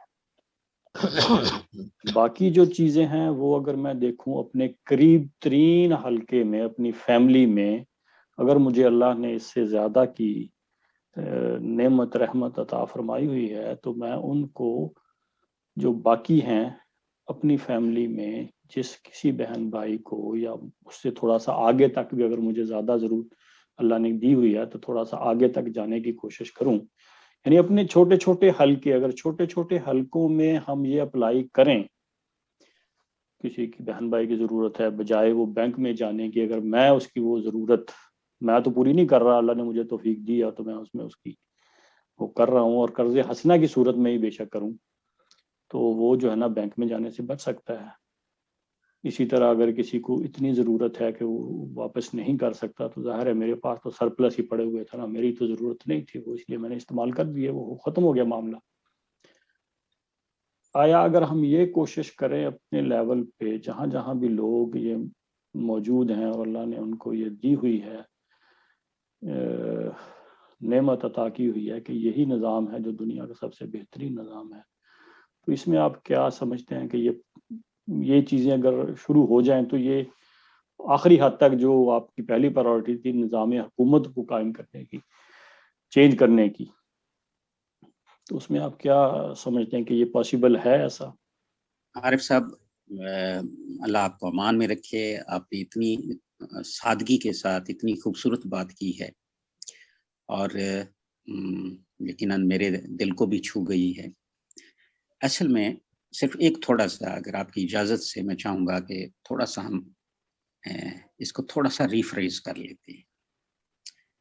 ریفریز ان دا سینس کہ ایک چیز ہے کہ اس دور فتن میں کہ جس میں ہمارے اس پیارے پاکستان میں وہ جو اسلامی نظام ہے وہ اپنی روح کے ساتھ یہاں پہ نافذ نہیں ہے، تو ہمیں چونکہ ہم اس کو تبدیل نہیں کر سکتے، تو ہمیں چاہیے کہ ہم انفرادی سطح پہ اپنے آپ کو درست کریں، اپنا تزکیہ کریں، اور جو ہماری لائبلٹیز بنتی ہیں ایک فرد کی حیثیت سے وہ ہم پورا کرنا شروع کر دیں، تو یہ ہمارے لیے کامیابی کا اور فلاح کا جو ہے وہ باعث بنے گا۔ یہ میرا خیال ہے آپ نے یہی کہا ہے جو میں سمجھاؤں، یا اس کے علاوہ کوئی بات ہے؟ نہیں، بالکل بالکل سر، آپ نے بالکل کہنے کا یہی مین مقصد تھا کہ بجائے اس کے، یعنی اس کو اگر ہم پرائورٹی بنا لیں، بجائے پرائورٹی اس کو بنانے کو کہ حکومت چینج کر دیں۔ سر تھوڑا سا اجازت دے دیجیے کہ یہ جو معاملہ ہے یہ بہت ہی اعلیٰ ہے، جو آپ نے فرد کی ذہنی تعلیف، تفہیم اور اس کا روحانی سفر، اور پریکٹیکلی بھی جو قانون کی پاسداری ہے اسلامی فقہی اور قوانین کی، اور وہ اس راستے پہ قدم بقدم چلنا شروع کر دے، اور سر دست چونکہ وہ کر نہیں پاتا اسلام، وہ جو ایک نظام کی تبدیلی کا معاملہ جو ہے وہ چونکہ اس کے سکوپ میں نہیں آ پا رہا، اس لیے ہمیں اس کو اختیار کرنا چاہیے، اور یہ بھی ایک خوبصورتی ہوگی۔ اچھا دیکھیے، یہ کام تو بہت پیارا ہے، لیکن چونکہ ہم نے تو روشنی لینی ہوتی ہے نور مصطفیٰ صلی اللہ علیہ وآلہ وسلم سے، کہ انہوں نے ہم تو خیر بہت سارے ہیں جو کلمہ گو ہیں، جب وہ آئے تھے وہ اکیلے تھے، کوئی بھی نہیں تھا، توحید کی جو بات کرنے والے سوائے پیارے نبی صلی اللہ علیہ وسلم کی کوئی بھی موجود نہیں۔ اچھا، ان کے لیے بہت آسان تھا، اگر کوئی رہنمائی لینی ہے تو اللہ کے رسول صلی اللہ علیہ وآلہ وسلم سے لینی ہے کہ یا رسول اللہ، یہ جو اس وقت کیفیت ہے کہ انہوں میں انفرادی سطح پہ اپنی تفہیم و تزکیہ میں سے پروسیس میں سے گزرتے ہوئے کوئی اچھی کام کر پاؤں اور ایک اچھا انجام تک میں پہنچ پاؤں، تو کیا اس کی اجازت ہے؟ تو ہمیں سیرت سے یہ ملتا ہے کہ اس کا تصور اس انداز میں کہ اس کو آئسولیٹ کر کے کچھ کیا جائے وہ موجود نہیں ہے۔ تو پیارے نبی صلی اللہ علیہ وسلم کا جو بنیادی طور پہ جو سفر ہے، اگر آپ اس جرنی کو دیکھیں تو وہ بنیادی طور مدینہ میں بھی جب ہماری اسٹیٹ قائم ہو گئی تھی، اس کے باوجود بھی جب تک مکہ فتح نہیں ہوا تھا، کیونکہ ملک قرا جب تک فتح نہ ہو تو تبدیلی نہیں آتی، انقلاب برپا نہیں ہو پاتا یا تسلیم نہیں کیا جاتا، انہوں نے تب تک اس معاملے کو نہیں روکا، پھر صحابہ اکرام نے بھی نہیں روکا۔ وہ جو دوسرا معاملہ تھا اور یہ معاملہ کہ حاکمیت اللہ کی ہو، اور یہ جو دوسرا معاملہ کہ فرد جو ہے اللہ کی اس حاکمیت کے نظام میں رہتے ہوئے ایک خوبصورت انداز میں وہ جو صراط مستقیم ہے اس پر وہ چلنا شروع کر دے، اب نظام بھی اس کو سپورٹ کرے گا اور وہ بھی اس سے جو ہے اس کے فلاح نصیب ہونے کے جو ہے امکانات موجود ہیں۔ یہ کمبینیشن میں ہوگا جی، سملٹینیسلی ہوگا، کوئی ضروری آج کے دور میں کیا ہوگا کوئی لازم نہیں ہے، جیسے اس وقت بھی لازم نہیں تھا کہ حضرت حمزہ علیہ رضی اللہ تعالیٰ عنہ نے تو نہیں دیکھا تھا کہ انقلاب کیا ہوتا ہے، تبدیلی کیا ہوتی ہے، مکہ فتح کیسے ہوتا ہے، انہوں نے تو نہیں دیکھا تھا، لیکن کوئی ضروری نہیں ہے کہ آج ہم بھی دیکھ پائیں، لیکن یہ لازم ہے کہ پیارے نبی صلی اللہ علیہ وسلم کے فٹ پرنٹس پہ چلتے ہوئے ہم کسی اجتماعیت کے ساتھ، چاہے وہ آپ اپنی ہی کیوں نہ بنا لیجئے، کہ اس کوشش میں رہیں کہ یہاں تبدیلی، یہ والی تبدیلی نہیں جی جس کا ہم یہ تماشا دیکھ رہے ہیں اتنے عرصے سے، وہ انقلاب جو پیارے نبی صلی اللہ علیہ وسلم لے کے آئے تھے اس کے لیے ہم نے کوشش کرنی ہے، اپنا انپٹ ہونا چاہیے جو کہ قیامت والے دن ہم پیش کر پائیں، یا باری تعالیٰ یہ ہونا تھا لیکن ہم اپنا حصہ ڈال رہے ہیں، اور ساتھ ہی سملٹینیسلی فرد کی حیثیت سے اگر ہم جو کام کر سکتے ہیں وہ ہمیں آج سے ہی، ابھی سے ہی کرنے چاہیے۔ اگر یہ دونوں چیزیں اکٹھی چلیں گی، سملٹینیس چل رہی ہوں گی، تو مجھے سچی بات ہے آپ کا یہ جو کانسیپٹ ہے اللہ کے ہم بہت ہی محبوب، اور اگر ہم اس کو اختیار کرتے ہیں بہت اعلیٰ و عرفہ کانسیپٹ ہوگا، لیکن اگر ہم ان آئسولیشن چلیں گے کہ نہیں جی وہ تو چونکہ میں کر نہیں پاؤں گا، یا میں کسی اجتماعیت بنا نہیں سکتا، میں کسی اجتماعیت میں شامل نہیں ہو سکتا، میں اس کے لیے کوئی کوشش نہیں کر پاؤں گا، اس کو تبدیل کرنا میرے ہمت اور بس سے باہر ہے، تو میں اپنے طور پہ اس سفر پہ چلنا چاہتا ہوں، تو وہ خوبصورت بات ضرور ہے، لیکن سپورٹ شاید ہمیں نہیں مل پائے گی، کہاں سے؟ جہاں سے ہم نے رہنمائی لینی ہے۔ آپ کیجئے جناب، لیکن دوسرے کام کے لیے بھی اس کو پرائرٹی میں بھی رکھیے، اور اس کے لیے کوشش بھی کیجئے، اور اس کے لیے دعا بھی کیجئے، اور جو بھی آپ کو اللہ نے صلاحیتیں دی ہیں اس تبدیلی کے لیے، یہاں تو لوگ ایک فیک سٹوری سنا کے حکومت لے لیتے ہیں، بالکل فیک سٹوری، اور آپ کے پاس تو دنیا کی بہترین آئیڈیالوجی ہے، بہترین نظام ہے، سچی بات ہے پوری دنیا جس کی تلاش میں ماری ماری کر رہی ہے، ٹامک ٹوئیاں مار رہی ہے، روز نئے سسٹم بنا رہی ہے، اور وہ نور مصطفیٰ کی تلاش میں ہے لیکن پہنچ نہیں پا رہے، and you people can do it۔ آپ لوگ تو بہت بینیفیشری ہیں، اللہ نے آپ کو بہت نعمت عطا کی ہے، اور آپ کو اللہ تبارک و تعالیٰ نے علم جس انداز میں آپ گفتگو کر رہے تھے میرا دل خوش ہو گیا ہے، اور اگر سچ مچ ہم پیارے نبی صلی اللہ علیہ وسلم کے نقش قدم کو اپنا وہ بنا لیں کہ یہیں سے ہم نے روشنی لینی ہے، اور اسی سے اپنا کوئی سیلف کنسیوڈ کانسیپٹ لے کے ہم نے نہیں چلنا، بلکہ وہ صرف وہی لینا ہے جو اللہ کے رسول صلی اللہ علیہ وسلم سے ویریفائی کر دیں گے، تو آپ یقین کیجئے یہ تبدیلی بھی آ جائے گی، یہ قانونی فقہی نظام بھی نافذ ہو جائے گا، اور یہاں کا جو عام شہری ہے، کامن مین، غریب آدمی، وہ بھی مزے سے اور سکون سے اور پلیزنٹ لائف بھی گزار پائے گا، اور ہمارا رخ بھی وہ جو اصل مطلوب ہے اسلام کا روحانی نظام، جس میں تزکیہ ہے، قانونی حیثیت اس لیے نہیں دے گی کہیں آپ کے لیے چونکہ درجات آپ کے بلند ہونے تھے اس لیے اس طرف رکھا گیا ہے، لیکن مطلوب ہے، پھر ہم اس کی طرف رخ بھی کر پائیں گے، اور انشاءاللہ مجھے اپنے اللہ سے بہت امید ہے کہ جب ہم اس طرف چلیں گے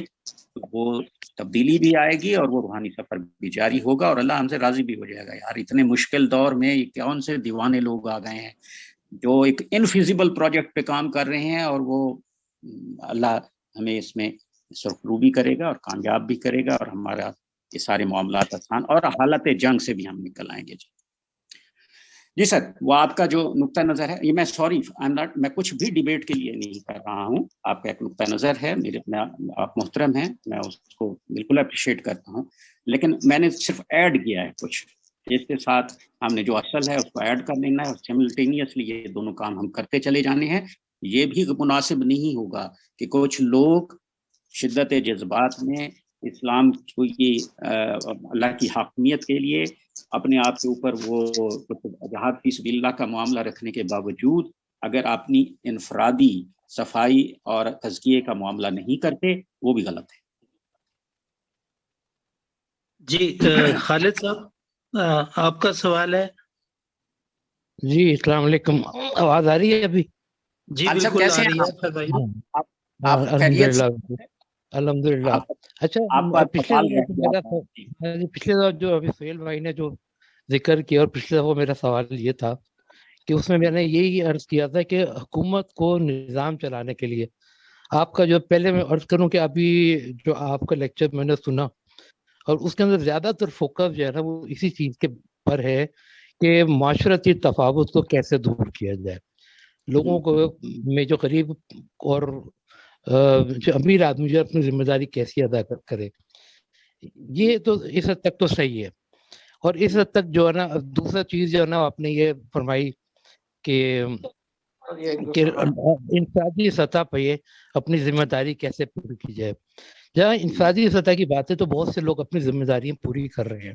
کچھ لوگ ایسے بھی ہیں جو کروڑوں نہیں تو لاکھوں میں زکوٰۃ بھی دیتے ہیں, سالانہ جو نکالتے ہیں, اپنی ذمہ داری پوری کرتے ہیں, لیکن سسٹم میں کوئی تبدیلی نظر نہیں آتی. ایک تو یہ بات ہو گئی. اور دوسری بات یہ ہو گئی کہ ہم لوگ جو ہے نا آئیڈیالزم کی بات کرتے ہیں زیادہ تر کہ ایسا ہونا چاہیے, حکومت یوں کرے. اس وقت ہم شکنجے میں جکڑے ہوئے IMF کے, سپر پاورز کے, وہ ہمیں ایسا نہیں کرنے دیں گے اگر ہم اصلاح کرنا چاہیں حکومتی سطح پر. یہ ایک طرح سے we are passing through the worst case scenario. ایک تو یہ چیز ہے کہ یہاں سے نکلنے کا جو ہے نا راہ جو کہ پریکٹیکیبل ہو.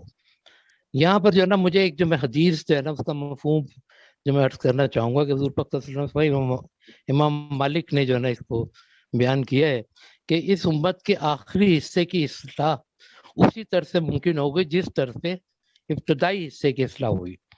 اب اس کے اندر اب ویسے تو یہ آگے بھی ہے کہ اس کو بیان کرتے ہیں قرآن اور سنت کی رہنمائی, یقیناً یہ ہے, لیکن اگر ہم اس کو تھوڑا سا جائزہ لیں ابتدائی حصے, بالکل ابتدائی حصے کی, اس میں سے پہلا ابتدائی حصہ تو مکی دور آ جاتا ہے 13 سال کا ہے. اس سے پہلے بھی اب اس سے اور مزید اب پیچھے آئے تو پہلے 3 سال حضور پاک صلی اللہ علیہ وسلم نے صرف اپنے عزیز و اقارب میں جو جن سے رابطہ تھا آسانی سے ان میں تبلیغ کرتے رہے. 3 سال بعد انہوں نے کوہ صفا پہ جا کے نا قریش کو مخاطب کیا, ان سے خطاب کیا, ان کو بتایا. اور اس کے مزید 1 سال بعد 4 سال بعد حضور پاک صلی اللہ علیہ وسلم نے اعلان جو ہے اسلام کی تبلیغ شروع کی.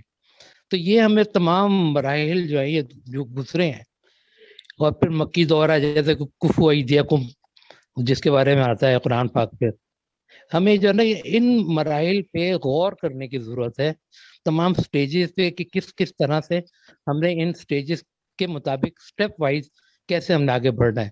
ایک آئیڈیالزم کو اس وقت جو ہے نا میرا خیال ہے کہ ہم پریکٹیکیبل نہیں ہے کہ جو اس میں کرنا گیا.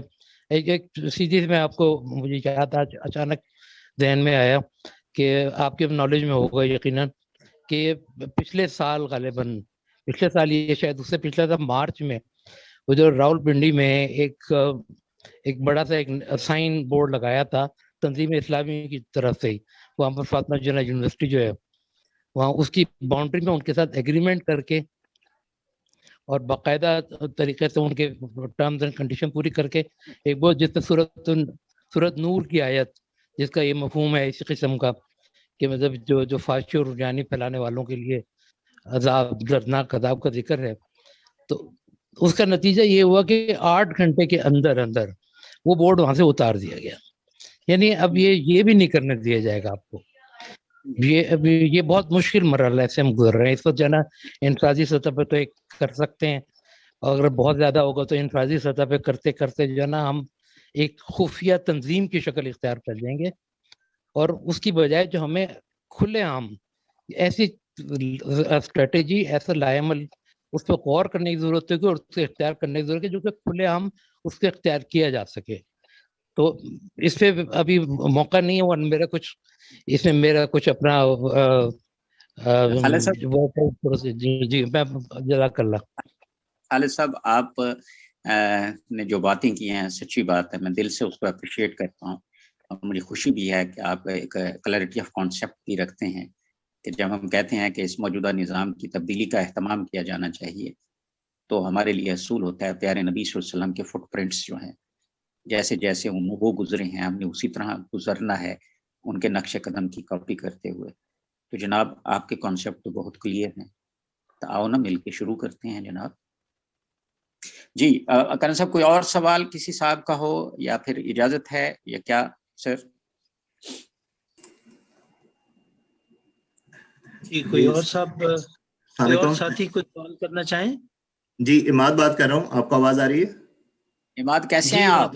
جی اللہ کا شکر ہے. میں صرف توجہ دلانا چاہ رہا تھا، انڈیا میں جو فارمرز کا پروٹیسٹ جاری ہے، حکومت نے کوئی ریفارمز کی کوشش کی جس میں جو ایک مجھے سمجھ میں آئی کہ جو پازیٹیو لگی کہ مڈل مین مودی صاحب نے ایلیمینیٹ کرنے کی کوشش کی کہ فارمرز ڈائریکٹلی بائے اور پرچیز کر سکیں دوسری کمپنیز کے ساتھ. تو اس پہ کافی احتجاج ہو رہا ہے. تو کہنے کا مقصد صرف یہ ہے کہ ریفارمز کی ضرورت ہوگی ہمیں موجودہ نظام میں، تو اس پہ پھر ریزسٹنس بھی آئے گا کافی. تو جو کام ہم اب بھی کر سکتے ہیں کہ یہ ایٹ لیسٹ رائے عامہ کی ہمواری والا کہ کمیونیکیشن جو ہم نے چیزیں سیکھی ہیں وہ آگے بھی بتائیں ڈفرینٹ فارمس میں، لوگوں تک یہ پہنچیں چیزیں اور وہ ایکسیپٹ کرنے کے لیے راضی ہوں، تب پھر جا کے وہ چینجز اپلائی ہوں گی. تو یہ پری ریکوزٹ جو اس کا ہے کہ رائے عامہ کی ہماری، وہ بہت ضروری ہے. عماد آپ کی بات بالکل درست ہے. پیارے نبی صلی اللہ علیہ وسلم نے یہی اسلوب اختیار کیا تھا، جیسے ابھی خالد صاحب نے اس بڑی تفصیل سے اس پر روشنی ڈالی ہے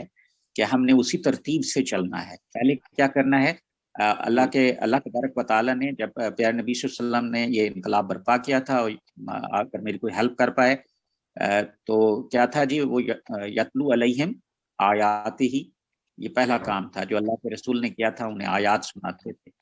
تو ہم کیا کر رہے ہیں کہ کیونکہ قرآن بہترین ذریعہ اور پیارے نبی صلی اللہ علیہ وسلم کی سیرت کہ لوگوں کے طرز فکر میں ایک بنیادی تبدیلی لائی جائے، اور اس کے لیے الحمدللہ آپ لوگ بھی کوشش کر رہے ہیں اور ہم لوگ بھی کوشش کر رہے ہیں کہ یہ جو اصل اسلام کا ایسنس ہے اور پیارے نبی صلی اللہ علیہ وسلم کا جو اصل اسوہ اور سیرت ہے، ہم اس کے بارے میں ایک بڑی واضح قسم کی جو ایک ذہنی تبدیلی آ سکتی ہے، اس کے لیے ہم کوشش کریں. ہم وہ کر رہے ہیں. تو اس کے بعد یہ ہوتا ہے کہ وہ آپ کے جو ایک اجتماعیت وجود میں آتی ہے ہمارے یہاں تنظیم اسلامی میں، تو وہ کسی صورت میں ایک وجود میں آ بھی چکی ہے. تو ہم پھر اجتماعی سطح پہ جو معاملات ہیں کرنے والے، وہ بھی موجودہ حالات میں، کیونکہ اب یہاں کوئی کفار کا معاملہ نہیں ہے، ہم مسلمانوں کے درمیان رہتے ہیں. یہ جو لوگ سیکولر اپروچ رکھتے ہیں یا جنہوں نے اس کیپٹلسٹک نظام کو اس وقت نافذ کیا ہوا ہے، یا جو IMF کو بالکل ہی انہوں نے اپنے اندر ہی لے کے رکھا ہوا ہے، وہ بھی مسلمان ہی ہیں.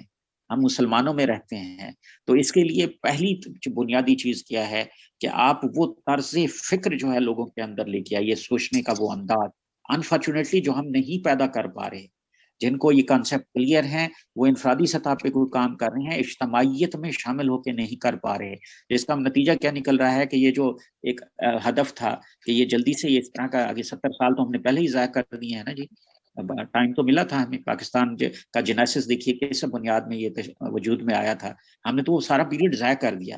اس لیے ضائع کر دیا کہ وہ جو سیکولر سسٹم تھا، کیپٹلسٹک سسٹم، اس نے زیادہ تیزی سے اور اپنے ساتھ زیادہ مخلص ہوتے ہوئے، اور اس نے اپنا سارا تن من دھن لگایا اس پوری آئیڈیالوجی نے، اور اس نے پورے پاکستان کو جو ہے انگلف کر لیا. اور ہم جو لوگ تھے، جو جن کے پاس کلمہ بھی تھا اور جن کے پاس قرآن بھی تھا، جن کے پاس پیارے نبی صلی اللہ علیہ وسلم بھی موجود تھے، ہم نے ان سب کو اون نہیں کیا اخلاص کے ساتھ. اگر ہم نے کیا ہوتا تو 70 سال میں ہم ان کے مقابلے میں اب کھڑے ہوتے، بلکہ ایک فطری انداز کی تبدیلی بھی رونما ہو سکتی تھی. ہم نے یہ نہیں کیا. نتیجہ کیا نکلا، ہم پیوند کاری میں لگنا شروع ہو گئے.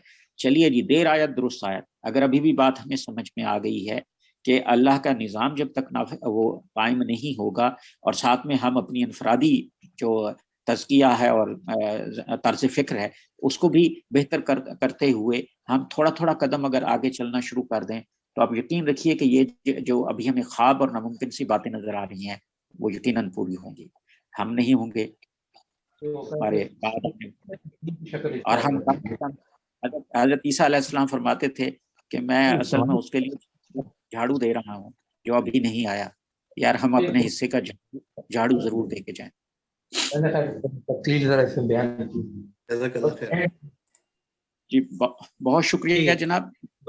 جی عاصم صاحب، الحمدللہ ہم نے آج کے اس نشست سے بہت کچھ حاصل کیا، اور آپ کی تشریف آوری کا اور اتنا وقت دینے کا بہت بہت شکریہ. میں تو یہ سوچ رہا ہوں کہ آپ نے فرمایا مشقت کا مارا محبت نہیں کر سکتا، چھوٹے چھوٹے قدم اٹھانے شروع کر دیں. ہمارے بھائی عارف صاحب نے جو فرانس سے جو کانسیپٹ دیا، میں تو ذاتی طور پہ سمجھتا ہوں کہ اجتماعیت میں تو جو وقت لگے گا، اور جیسے انہوں نے کہا کہ 5 دہائیاں شاید لگ جائیں، میں بھی کچھ اسی طرح سوچتا ہوں کہ جیسے آپ نے فرمایا کہ چھوٹے چھوٹے قدم ہم انفرادی طور پر اٹھانے شروع کر دیں تو حالات کسی نہ کسی طرح بہتری کی طرف رخ اختیار کریں گے. ہم انشاءاللہ اس جستجو میں ہم اپنا کرنل صاحب ایک لمحہ پھر مجھے تشنگی رہ جائے گی کہ مجھے ایسا لگ رہا ہے کہ جیسے میں بات کلیئر نہیں کر پایا تھا، یہ جو انفرادی سطح کا ذہنی تفہیم اور تزکیہ اور اس میں خوبصورتیاں لے کے چلنا، یہ اچھی بات ہے، but it is not verified. اس کی ویریفیکیشن آپ کو کہیں سے نہیں ملے گی کہ آپ اجتماعیت کے قیام کے لیے چھوٹے چھوٹے قدم اٹھانے کی ساتھ ساتھ اگر آپ انفرادی سطح پہ کام کریں گے تو یہ آپ کے لیے مقبول ہو جائے گا، اللہ کے ہاں اس کا بڑا مرتبہ ہوگا. اگر آپ کیونکہ پیارے نبی صلی اللہ علیہ وسلم نے یہی کیا تھا، انہوں نے آخرکار ایک تبدیلی برپا کی تھی، لیکن سملٹینیسلی دونوں کام چل رہے تھے. ابھی بھی آپ نے یہ دونوں کام سملٹینیس کرنے ہیں. اگر آپ نے اجتماعیت کو چونکہ دھائیاں اس کو لگیں گی، تو میں اپنی انفرادی سطح پہ اپنی ذاتی یعنی انڈیویجول اپنا تزکیہ، اپنی ذہنی تفہیم اور جو اچھے اچھے بھلے کام، گڈ ڈیڈز، یہ میں کرنا شروع کر دیتا ہوں. But I think it will not be verified. وہ جو سورسز ہیں اللہ کے رسول صلی اللہ علیہ وسلم کے، وہ اس سے تھوڑا سا بات مختلف ہو جائے گی. یہ دونوں کام سملٹینیس کر لے ہیں جی، ہر فرد نے کرنے ہیں اور پوچھا جائے گا انشاءاللہ. اس پہ. ہاں انشاءاللہ. میں نے اپنی بات کہہ دیجی ہے، لیکن آپ محترم ہیں میرے لیے، آپ ضرور اپنا نقطہ نظر رکھیے، لیکن اصول ایک بنا لیں ہم سب. سر ایک اصول بنا لیں، اگر کوئی ہمارا کوئی تھاٹ پروسیس میں اگر کوئی خیال ہمارے سامنے آ جائے اور ہم اس کو عملی طور پہ لینے کے لیے تیار ہو رہے ہوں، لیکن عملی قدم اٹھانے سے قبل اپنے اللہ اور اس کے رسول صلی اللہ علیہ وسلم سے ایک دفعہ ویریفائی ضرور کرا لیا کریں کہ یا باری تعالیٰ یہ میں درست کر رہا ہوں کہ نہیں. بہت شکریہ جناب. جی اس میں میں صرف یہ عرض کر کے اسے ختم کرنا چاہوں گا کہ اجتماعیت کے لیے لائک مائنڈیڈ پلیٹ فارم کی بہت ضرورت ہوتی ہے، اور پھر اس میں انفرادی چوائسز آ جاتی ہیں. شاید اس وجہ سے لوگ اس میں آگے چل نہیں پاتے. سر اس کو بنا لیجیے. کوشش جی انشاءاللہ وہ ہر گروپ میں بھی کیا جا سکتا ہے. جیسے ہمارا ہے، ہم ماشاءاللہ 65 کے قریب لوگ ہیں، ہم بھی اجتماعی صورت اختیار کر کے اور چھوٹے چھوٹے قدم ہم نے الحمدللہ اٹھانے شروع کیے ہیں، اور مجھے اس میں اپنے ساتھیوں کی پوری معاونت ملی ہے، اور اس سے بڑی مجھے انکریجمنٹ ہوئی ہے. ہم انشاءاللہ اس پر چلتے رہیں گے، اور آپ کو انشاءاللہ دوبارہ ہم تکلیف دیں گے کہ آپ آئیں اور اس قسم کے موضوعات پر ہم سے گفتگو کریں. آپ کی تشریف آوری کا بہت بہت شکریہ. سبحانک اللہم و بحمدک نشہد ان لا الہ الا انت نستغفرک و نتوب الیک. جزاک اللہ خیر. السلام علیکم. وعلیکم السلام.